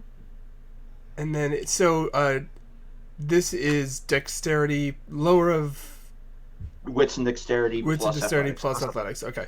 And So you get the full let's bang. see. I have 6 defense in my current form. Okay. Okay, the barrage of fire opens up. So, apply your arm as it's etched this yourselves. I'm just going to tell you the raw damage each of you take to start with. So, Stormbringer, you take 8 lethal damage. Oh! Ooh. 7. No. Actually, Keith, your ballistic armor reduces it changes one of the lethals to a bashing, and then you knock one of the lethals off. So you it's slightly actually reduce the 8 lethal to 1 bashing, 7 lethal, and knock it off. So you have 1 bashing, 6 lethal. And 6 lethal damage to Thornbreaker. Which I have 2 ballistic and 2 armor. So the 6 So- becomes 2 and 4, which becomes 2 and 2 for me. The thing unfolds its creaking, ruined wings, this broken silhouette, and spews death.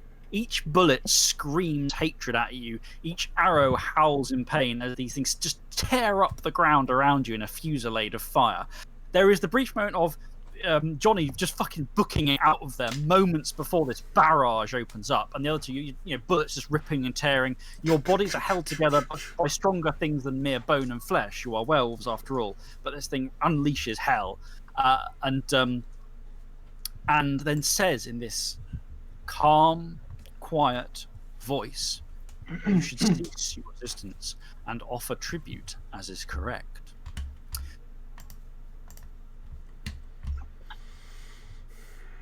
Jack will Okay. you some tribute. I go. Its defense is now, so after this heat, I've got to juggle its damage and things like that. It is 7 down to 1, 2, 3, 4, 5, 2. It's defense 2 against you.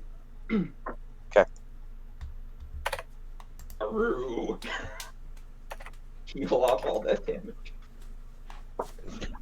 Yeah, I'm gonna do that because I can reflexively shift. I'm gonna reflexively shift to Garu to drop all that damage. Remember, I think it Jack heals at the is- beginning of your turn, so the damage won't vanish just yet, I believe. Well, no, you can do it's- it reflect. I can do it reflexively because of my current harmony. Harmony, right? So right as I'm getting Before it- shot, as he's getting hit with it, he's shifting. He smiles.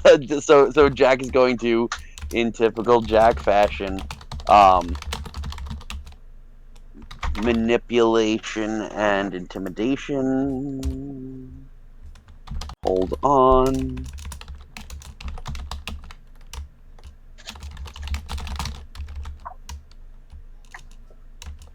Three successes. To intimidate. He's basically looking at it like you just fired your best shot, and it's time to say goodnight.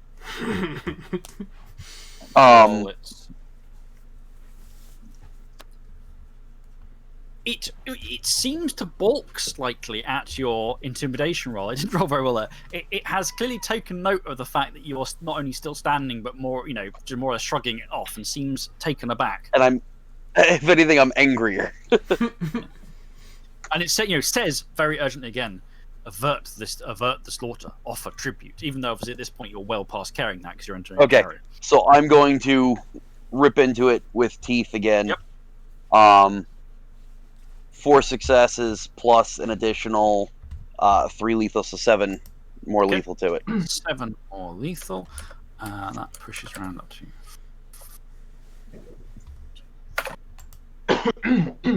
And I'm gonna initiate a grapple with it so it can't. Okay. So you grab it, you rip in, catch on something that feels hard, tastes of blood, tastes of sweat, tastes of gunpowder, and holding it and the thing's thrashing and screeching. And then there is this stark contrast between, if you like, the Hrafnir voice, the voice that perhaps is the true original thing of this cawing, screeching raven cacophony, and the calm voice simply stating things that you should give up, you should submit. And that sense that people near you are going to get hurt if you don't, kind of thing. But I've got it. You're now putting the pressure on and bringing it down. Thornbreaker. Yeah. So Thornbreaker is gonna go at it again, undaunted here. Where are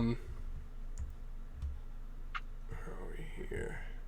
I'm gonna heal off one of the bashing on my turn.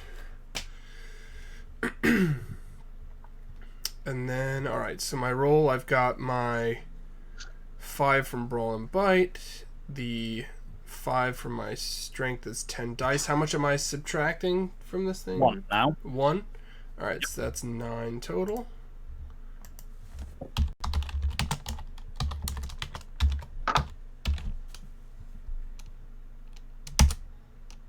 One success. There is a success. Tell me total damage. Well, so that's 3 damage. 3 damage. 3 damage. 3 lethal damage. So, what were you biting it again? Yeah. Okay, so you lunge in, grab something. Your packmate, you see the Rahu Stormbringer has grabbed hold of something solid amidst this mass of fluttering banner and feather and held it. You leap in, go for something fairly central, bite, rip, and there is that splintering of bloody wood in your mouth.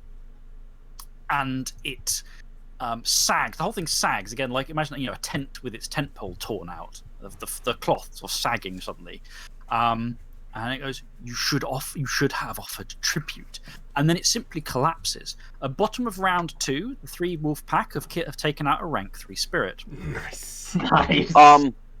So Chris, as part of the Sisker Da, right, when we take down a spirit, we can divide up its remaining essence between us and discorporate it. And because we're doing this as part of tribute to the Unconquered Raven, I think that's perfectly good reason enough for us to discorporate him. Right, so there's 2 different... So firstly, it's been discorporated because you've taken its health. Secondly, you have 2 choices. It has a pool of 10 remaining essence to harvest.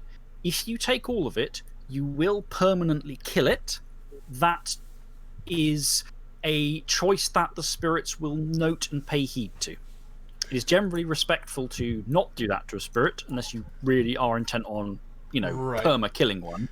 Yeah, it hasn't pissed us off. So So Thornbreaker will actually say, once this thing sags and they start moving in on the kill, Thornbreaker will actually say, "It has not broken our laws. We've defeated it. The challenge was honorably met. Live and let live." Yeah, it sags. When it sags, it literally crumples down. It's this, and the backlighting seems to fade, and it is this ragged mass of raven feathers and bloody red cloth. Now, but there's it begins to crumble and fray as the edges. Obviously, the body starts to. So you basically tear into the body to get the essence you want. So you have up to 10 essence you can divide up to among the pack. How much do you take? Do you kill it? Or All do you of let us could take 3 and still be alive, right? Mm-hmm. That's correct. Yeah. Yes. Yep. Now, you also get a beat stravaganza. Extravaganza. Having downed it ends awestruck, and ending that's also so that gets you 3 more there, and then you get another 3 from ending the sacred hunt. So you just got 6 beats just at the end there. It's raining beats, boys. So you rip it. So you're each taking 3, and then you're letting it discorporate. Yeah. Yes. Okay. It turns. The wind blows, and scraps of it simply start to peel away, and just cloth fragmenting on and float, whipped away on the breeze. For a moment, there is silence, and then the ground starts to ripple and groan and moan as the cobbles begin to the ground. The environmental tilt of the battleground begins to end, and it begins to repair itself.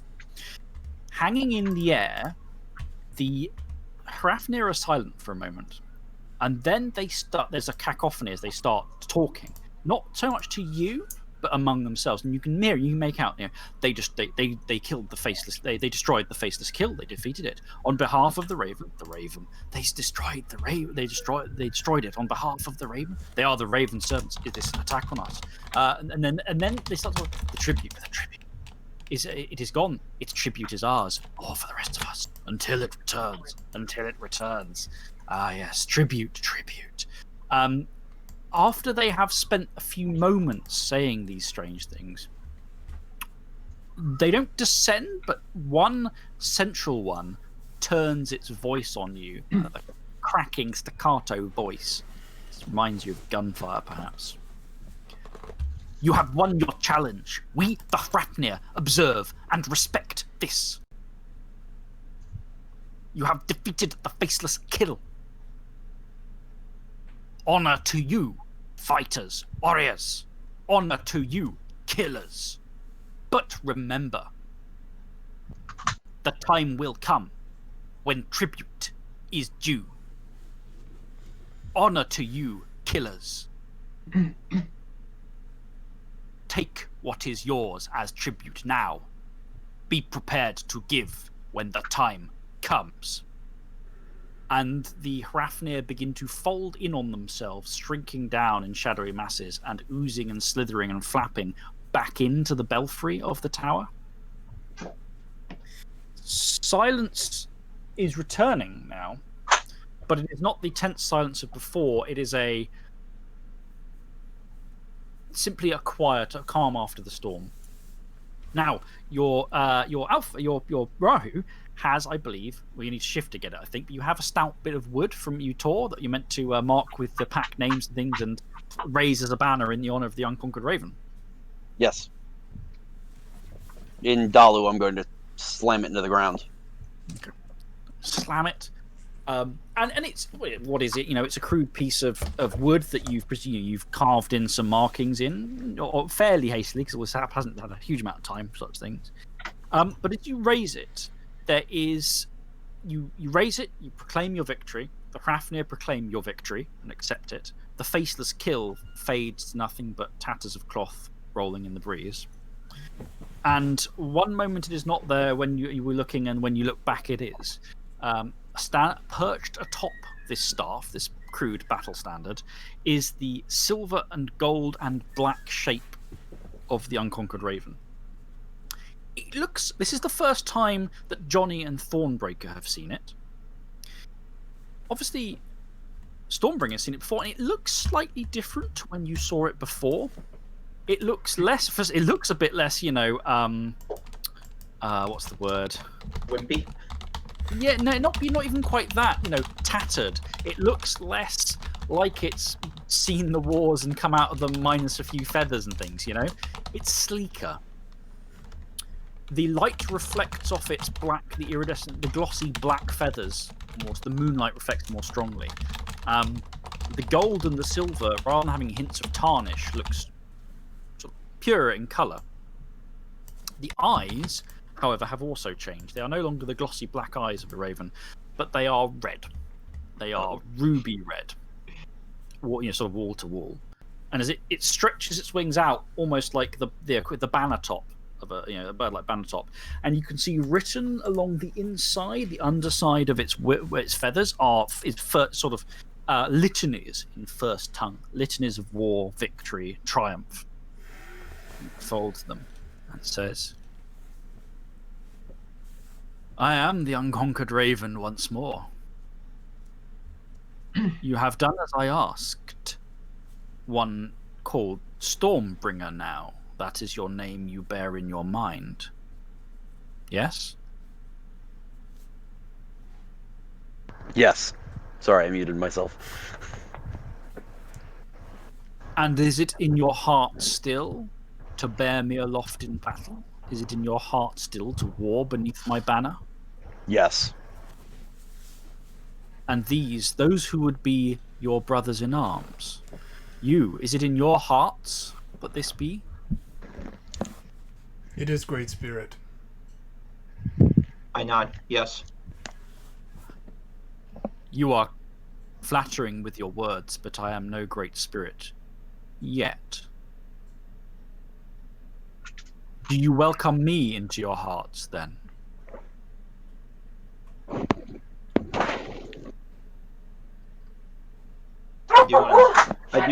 With a Dalu claw, I kind of like yes, because they're big on symbolism, I just kind of like cut a line right over where the heart is.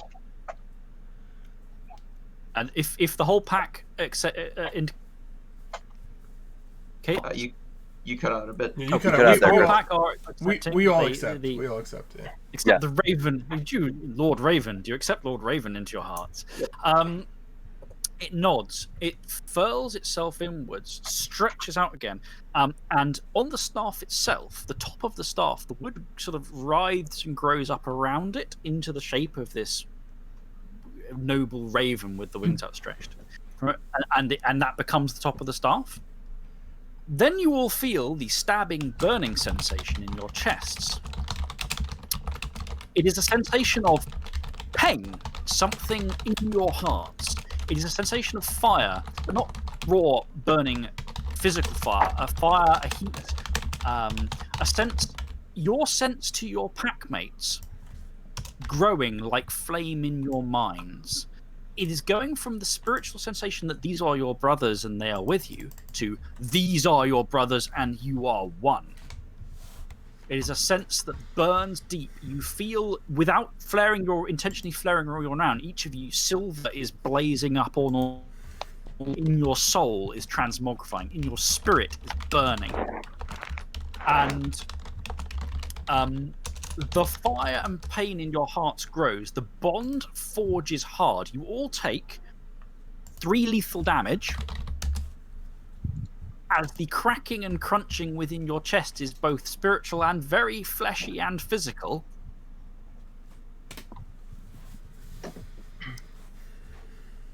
And there is that moment as you feel the wrenching tear within your chests as glossy black feather out of you. Now, Johnny, you'd made that cough, so your chest splits and a raven's head erupts and pushes out. Now, you two hadn't done that. You are having a raven rip out via your, up in your throat and out your mouth, covered in your heart's blood. Then you feel the heart's knitting. As you cough out, they're not the unconquered raven quite. They're like shadows of it. These shadows slam together and the spirit is there again, dripping in your heart's blood, dripping with embers. Your flesh is already knitting up, and while the pain is intense, the fire and flame of it is stronger than you expected. It is a raw connection now embodied in this thing. It is bound to you and your heart, and you can feel through the beat of your heart the unconquered raven's presence, almost as if it is still there. Now, we're going to do a bit of a funny thing here, because some of the effects of this are going to depend a bit on what you want to choose. Some information that I'll need from you guys straight away. You are now bound to the unconquered raven as your totem. Okay? You get benefits based on that, and it gets stats based on that. Now, currently, it has 4 dots. It has 3 stats, of which it has only 4 dots among them, because there are you 3 and Mary, your wolf-blooded, giving you 4. So, is this the value I am calculating the initial benefit it is giving you all at? So, or is anyone cashing in points for more totem dots? What is it? One experience is equal to 1 merit point? No, not quite. One experience is. So yes, you're right. 1 experience is 1 merit point for you. Yeah. Right. I have 3 additional 1 I can spend. I have 1 I could spend. I've got 3 I can spend, but I'd be willing to spend 2 of it. Let me find the totem creation, because the benefit you get from it also partly depends on if you have. I don't know if you'll be able to hit it actually. If you have a total of 9 totem points, it moves up a rank, which means I think it actually starts at rank 2. I think. So I can give us 3. You 2 are at 2 each. That makes I have it... 1. I have 1 left. That's all I have to spend. No, but we all get a free point of totem. Yes, you already. Yes, I thought he already counted that. Yeah. No, I'm counting what we can pull right now. 5, 7. We're 1 short. If one of you had an extra experience, we could. Because we'll get an extra experience at the end of the session. Hold on. No. We're starting with time out. We're starting with 4, correct, Chris? Mm-hmm. Yep. So we need an additional 5 to get the next tier of benefits. Yes, so that's 1 from me, 1 from Keith. We need 3. So if you spend your 3, we hit it. Yeah. I'm gonna burn my 3. Okay, if you're all happy to spend the XP in that respect and add new totem dots to your sheet, yep. Then you start at the 2nd tier advantages, which means you each gain the advantage it gives is worth 3 XP. Now, it does apply the same benefit across all of you, unless you already have it, in which case you get something else. You buy 3 XP worth of stuff, and that's what it gives the whole pack from its bond. It can be, it could be attributes, skills, specialties, or merits. It can take you over caps. So if let's say you had a spirit that gave you +1 politics dot, and you had 5 politics, it can take you to 6 dots of politics. So, ironically, for instance, with Johnny spending 3 XP, he's about to get 3 XP of benefits now. So in a way, it's sort of kind of sad. So what do you want your totem to give the pack? What's the cost of skills? So skills are 2 XP per dot. Can we get like brawl and a specialty in claws? If you guys want to do that, or something else. Well, does everybody have a specialty in bite already? I do. I do not. Spirit somewhat, so I'm not sure I would give it a brawl claw specialty. It's a spirit of command and victory. Yeah, but it's not really known for clawing people. It's a spirit of war, command, victory, and banners. Inspiration is also part of it. It has an element as a figurehead, as something for people to rally around, discipline. So it's got thematically as well, and it's got birds and stuff. Thematically, it's got quite a lot of options to pick, but it does mean not everything is going to be suitable for it. So what are some thoughts then? Given you did just take down a rank 3 spirit without breaking too much of a sweat, I would slightly hasten against giving brawl, both because it's not entirely a thing, but also because you're pretty good at brawling. How much for a given attribute?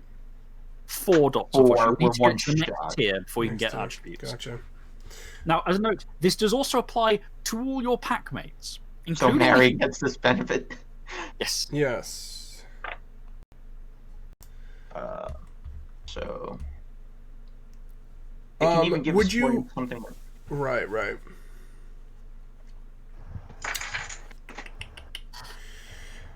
Expression? I don't know about I was gonna say maybe persuasion, which is something we're a little light on, and also like the whole idea of like the glory of, you know, victory and like the sway that holds, you know, the proudness of it and all that stuff. I was thinking maybe we pick up a dot in persuasion for the pack. So we can get merits out of this too, right? Yes.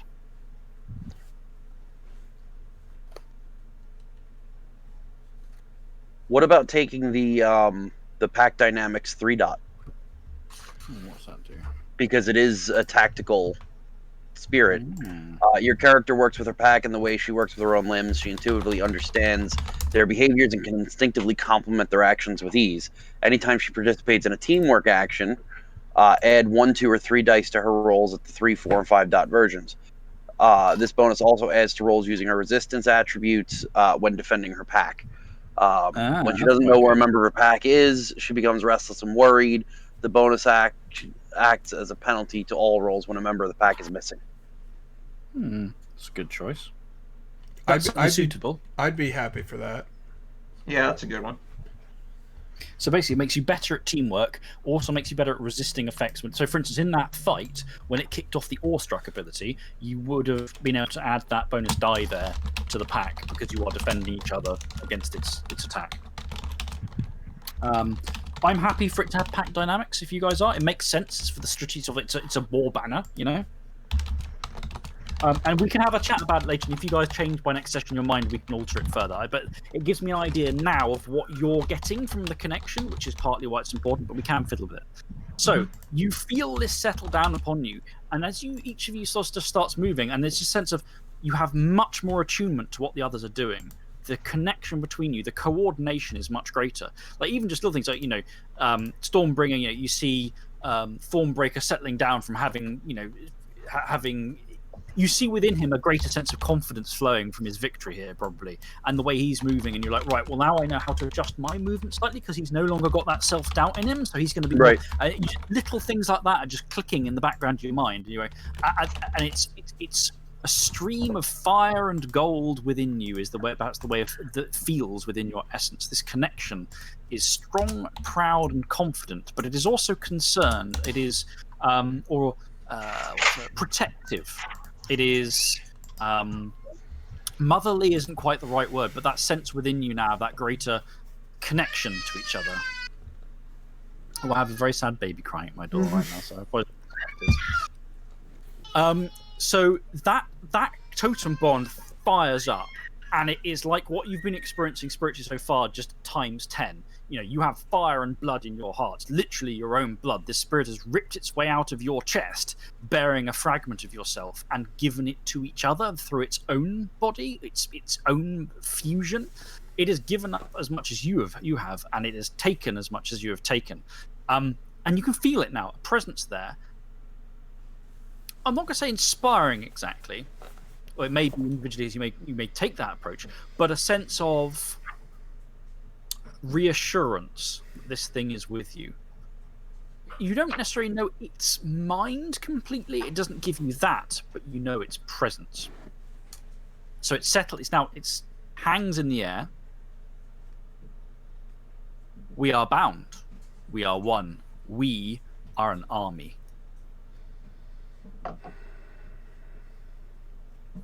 It looks up at the retreating Hrafnir. You have won me my place. Again, you have given me my victory. You are my warriors, and I am your banner. This land remains hostile. You have won a battle, but there is a war yet to win, and now is not the time to fight it. It is not my place to command you, but I would suggest to you, my brethren, that we take our victory to celebrate within your fortress, Harry, here now.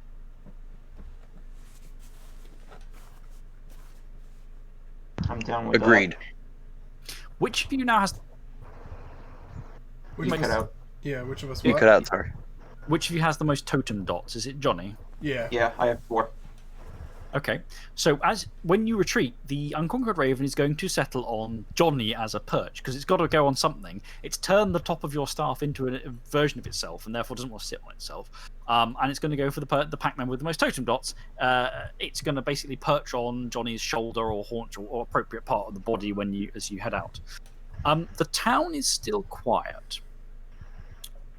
But again, it's not the quiet of no one having noticed this. It's the quiet of people having noticed this and are now digesting what they've seen. So, in terms of retreating back to your locus, is there anything I need to know about? Is you planning just to book it straight back? Do you want to do anything I was wondering, else? Chris, are we able to sense if there's a locus in town that we can use? It is very likely there is a locus in town, but you would have to get into its zone of influence to detect it first, and you haven't done Gotcha. that. You haven't Okay. found any from the zone yet. With enough time and maps, you could probably try and figure out some of the occult mapping. But off the cuff here, no. You're really het up probably on adrenaline and blood and pain from being Right. shot a lot and tearing shit apart, being awesome. So I imagine the fine-grained thinking of like, I'll be right back. I just gotta You know handle my dog. what? You know what? Before we even Being awesome. before we even go back to Kestrel House, I would suggest that we actually pass back through, or at least within sight range of where the 100 Court was, because remember, we were told we had to do this. So now that we have this spirit as our own, I think it's good to just check in and be like, hey, that thing you told us we had to do, yeah, it's done. Yeah. That. Just give me a quick second. I'll let out my dog Sure. and feed him. no worries. Okay, yeah. So, one thing to mention logistically now, of course, because I won't. You guys are going to need to remember pack dynamics, because I'm not going to remember it every I time I'm asking you. put it to on do my this. sheet already. But it is quite significant because it is the teamwork bonuses, and the +1 to teamwork is nice. The +1 to the resistance rolls can be pretty important when nasty powers are kicking off. So it's definitely something to remember because I'm not going to recall it most of the time. But actually, I think that's a really good pick for a kind of strategic totem like that. In a way, I think that's a really good choice. If you get the XP to up the dots and you want to, and it changes in the future, you can completely change what it is when you do that. So you don't have to go, oh well, we can't now get a tribute dot because we've already spent 3 on pack dynamics. If you get to 5, the next tier gives you 5 XP. You can go, oh, we want strength now, whatever, because narratively it has become a spirit that's much more chunky, and we're all about punching people in the face as the vanguard of battle now. So we can come up with justifications for certain things within the narrative. You're not locked into it forever. Are we talking about the pack benefit? Yeah, I'm just saying that the bonus from the pack totem thing can change when you gain new XP. You're not locked into pack dynamics now. If you get more XP's worth, you can change to an attribute dot instead, for example, as long as it makes sense. Now I have a question, Chris. I flared my renown. And it did get when does that bonus. expire? Well, that expires. Let's have a quick Someone has to use it against you. He did. Yeah, they did. I called him And out, then- basically being like, "I'm hard. Come at me, bro." Yeah, and it shot you. Yeah, and it shot me. And so it's still technically going, so anyone can benefit from that +2 Yes. bonus. It's when you choose to finally end the condition to apply it to automatic successes. That's when it resolves. You may choose to shed the condition to add to was it glory? Yep. To expression, intimidation, or persuasion. Ooh, make this an expression roll. Like when we get there and be like, "Yo, we did this."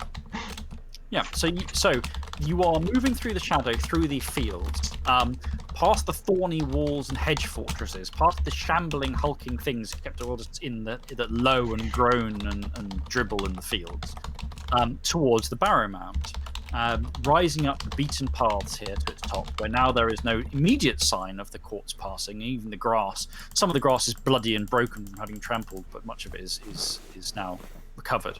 But you are now atop this place. Some spirits have gathered at the edges to look up, because obviously there's something portentous is happening. And then when you turn around, in that classic movie thing of, there's nothing there, you turn, the creeping dread is there, having apparently appeared from behind a blade of grass. For you know how the fuck he did that.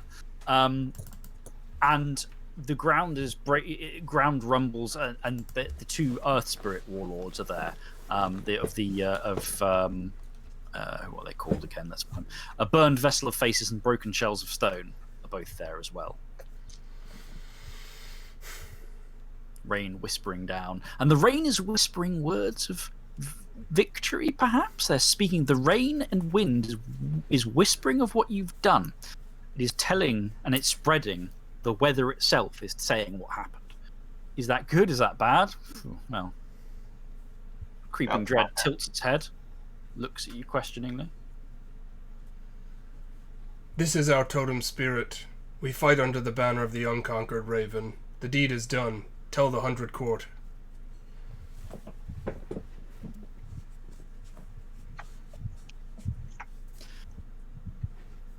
I will.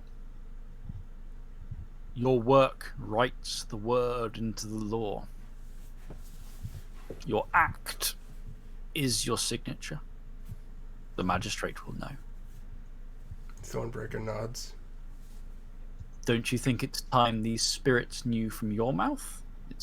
It gestures one ink black talon at the surrounding spirits gathering around the barrow. Shouldn't they know a sense of fear? Alright, so I'm going to cash in on that automatic success for an expression howl roll. Yep. I'm going to see, maybe I can do Song in Your Heart here and give us Inspired too. Give me a second to just double check that. Now, Chris, is there a mechanic for a multi-person howl? You can teamwork action it. Yeah. Okay. Because he's throwing the expression. I was gonna throw some intimidation in there. Okay, Like he's announcing the deed, and I'm giving the. I'm actually gonna help out with. I'm gonna help out with that intimidation too. Okay, so I will allow that because what you're doing. So you can both make presence of intimidation. You get +1 die. Now, how this works is that your successes add as bonus capped at 5. What was that? Yeah. So, the successes of the people doing the teamwork to help you, right? You add that to your dice pool when you roll it as bonus dice. Gotcha. But it is capped at +5. So if Johnny and Stormbringer roll like 50 successes, you're still only getting +5 to your dice roll. Sure. So you get +3 to your dice roll, then. Yeah, Three, you get an extra 3 to your dice roll. Okay, so between you got so 3 more dice, 3 more things to your dice. I've got three presents, plus a 3 from them makes 6. Yep. I have 2 in expression, brings us up to 8. Yep. That I will roll that. Oh. And then I get the 1 automatic success, but we've got 8. 2 automatic successes. Don't you have 2 glory? Oh, yeah. Okay, yeah. Nice. Before you do make that roll, just quickly, I'm just going to let you know that. Oh no! Wait, I'm not going to give you the destroyer tag because you didn't permakill the Hrafnir. I probably should have baited you with that at the time, actually. No, that's fine. Oh yeah, you could have baited me with the monster tag too. It's okay. Using the sacred hunt to send a message. I probably wouldn't have taken the bite anyway because I feel like we've already done a lot of hard assing around. I think it's important to try to balance our acts with some wisdom and restraint also. Can I just ask, so four successes on my roll, plus 2 automatic successes, so I got 6 successes on my roll. So that's an exceptional, right? Yes, it is. Yep. Can I ask, what's Stormbringer's blood? He's the destroyer. Okay, so that, again, we didn't actually permakill it. Otherwise, there would have been lots of willpower. But yeah, okay. we have 2 destroyers and 1 monster. Yep. Okay, so let me add a beat on top of that. You howl. You howl a declaration of your victory over one of the Hrafnir. You howl this declaration of your binding to the Unconquered Raven, the return of the Unconquered Raven to this place, your dominance, and you howl the implicit threat of you've taken down a foe, and you are proudly staking your claim to this victory, and anyone else should take note. And they do. Spirits in the field, the shambling things, some of them raise and crack through the haze. You can see the shapes taking note. Closer to the barrow, the more cogent spirits, perhaps the ones to be more active. You see things of spines, things of flesh, things of earth, taken aback by the howl. And the two earth spirits atop the place with you, both the ceramic, the clay warlord, who is not very happy with you, and the earth, the sandstone, limestone warlord, who is more happy with you, both hear these words with a sense from their body language of foreboding, even a touch of fear. They are taking note. Both of the earth spirits turn and leave the barrow top without a further word. They don't challenge you or attempt to impose a toll or negotiations on you. Creeping Dread tilts its head the other way. A fine howl. The fear will spread now. They know you are to be feared. Of course, it lurks in all their cores, the knowledge that you are wolves that snap and bite a neck. But this makes it real. You've spread the fear that you need, and you are going to need it. You plan to stay here to make this yours. You are going to need that fear. I hope you understand its power. I hope you understand its place. Fear keeps you alive, and them. It keeps order. It keeps them in place. Fear of you will maintain things as they should be, as you seek to shape them. But you shouldn't forget your own fear. If you become too bold, you will become blind to the dangers around you.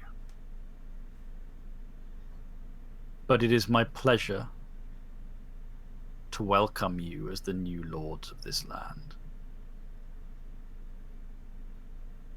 And it sits back on its haunches, settles down the head, and in a resting posture, and falls to silence.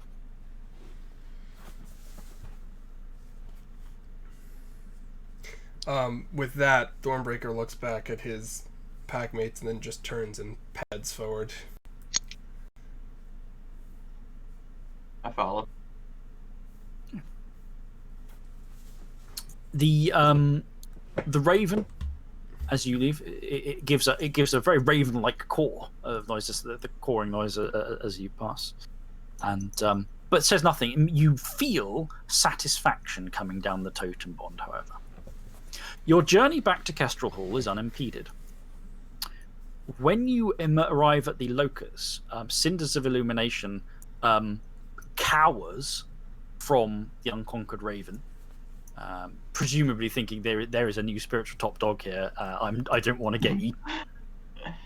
And as you see the shadow of the house itself, as you get there, the raven is pondering it. Seems deep in thought, as spirits go. Says eventually, "This is a worthy seat for you to win your victories from. I'm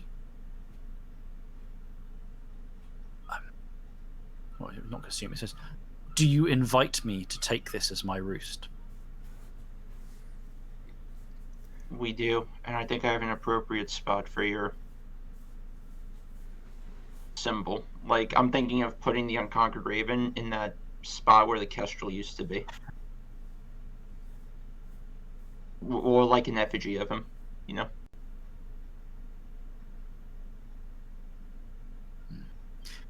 You can note, all of you, that it seems to be showing quite a lot of favour towards Johnny, possibly because of his link to the land. For whatever reason, his bond seems to be strongest. However, it does now tilt its head and turn its attention to Stormbringer. And it says, "You found me. That matters to me. If you need things to be found, they matter to me." Tilts its head and looks at Thornbreaker. Goes, "You have spoken with a voice that marks our bond. Thus, speak for me. and then it takes flight and soar up into the sky.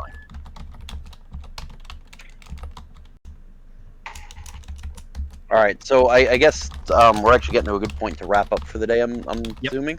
Yes. So we'll the last thing Jack's gonna do before we wrap that up is we're gonna obviously step back over and I'm assuming there's a statue of a kestrel or something There was. somewhere on the house. There's quite a lot of kestrel like wood carvings and things like that around the house, like on the insides, on the roofs. There's a lot of bird symbolism. But what Johnny found in the notes is there's a central piece. There's lots of the smaller bits of them, but there's a central piece over the doorway on the outside where there was some sort of grand old kestrel statue that apparently is gone. And the Ivory Claw at the time were trying to figure out what had happened to it and where it had gone in some decades past, perhaps. But there is a handy space over the door. Okay.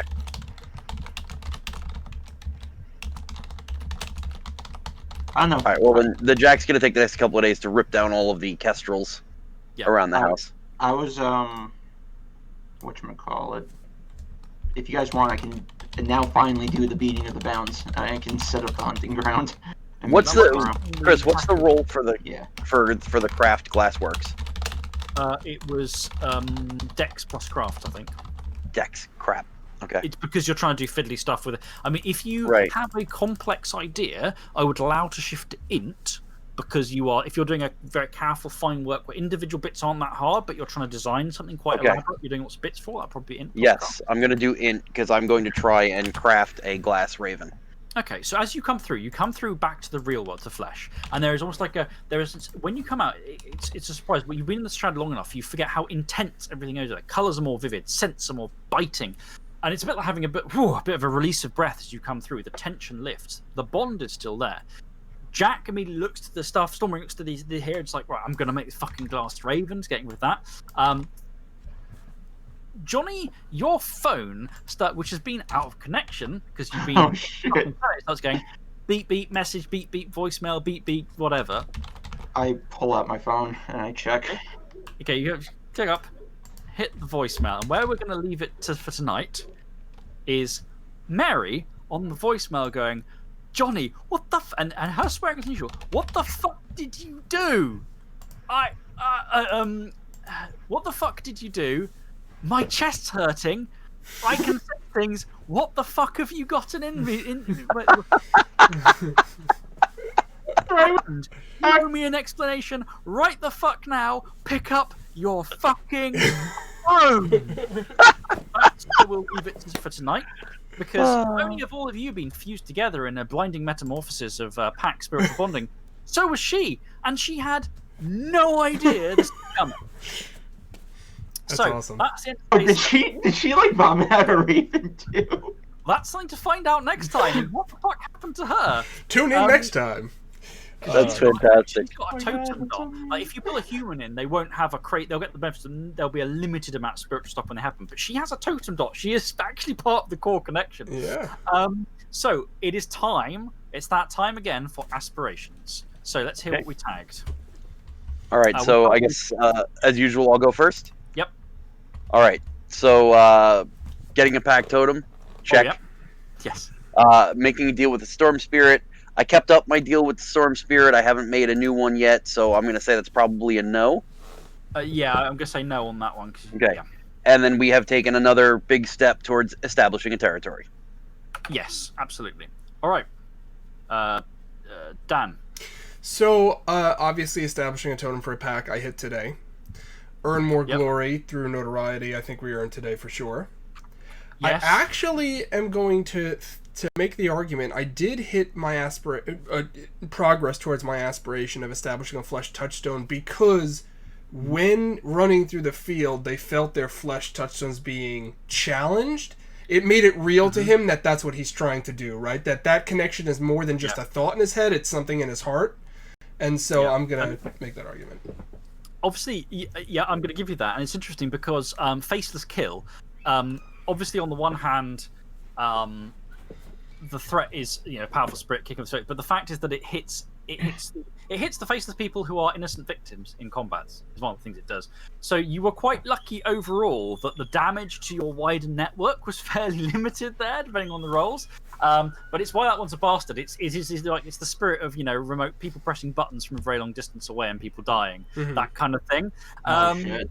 Yeah, so that could have gone a lot worse. But I think you're right. I think the fact that it did, ironically, the fact it tried to hit you on that connection, you sensed there was something there, made it more real and in a way reassuring. This person matters enough to you that it is trying to hurt them, as it were.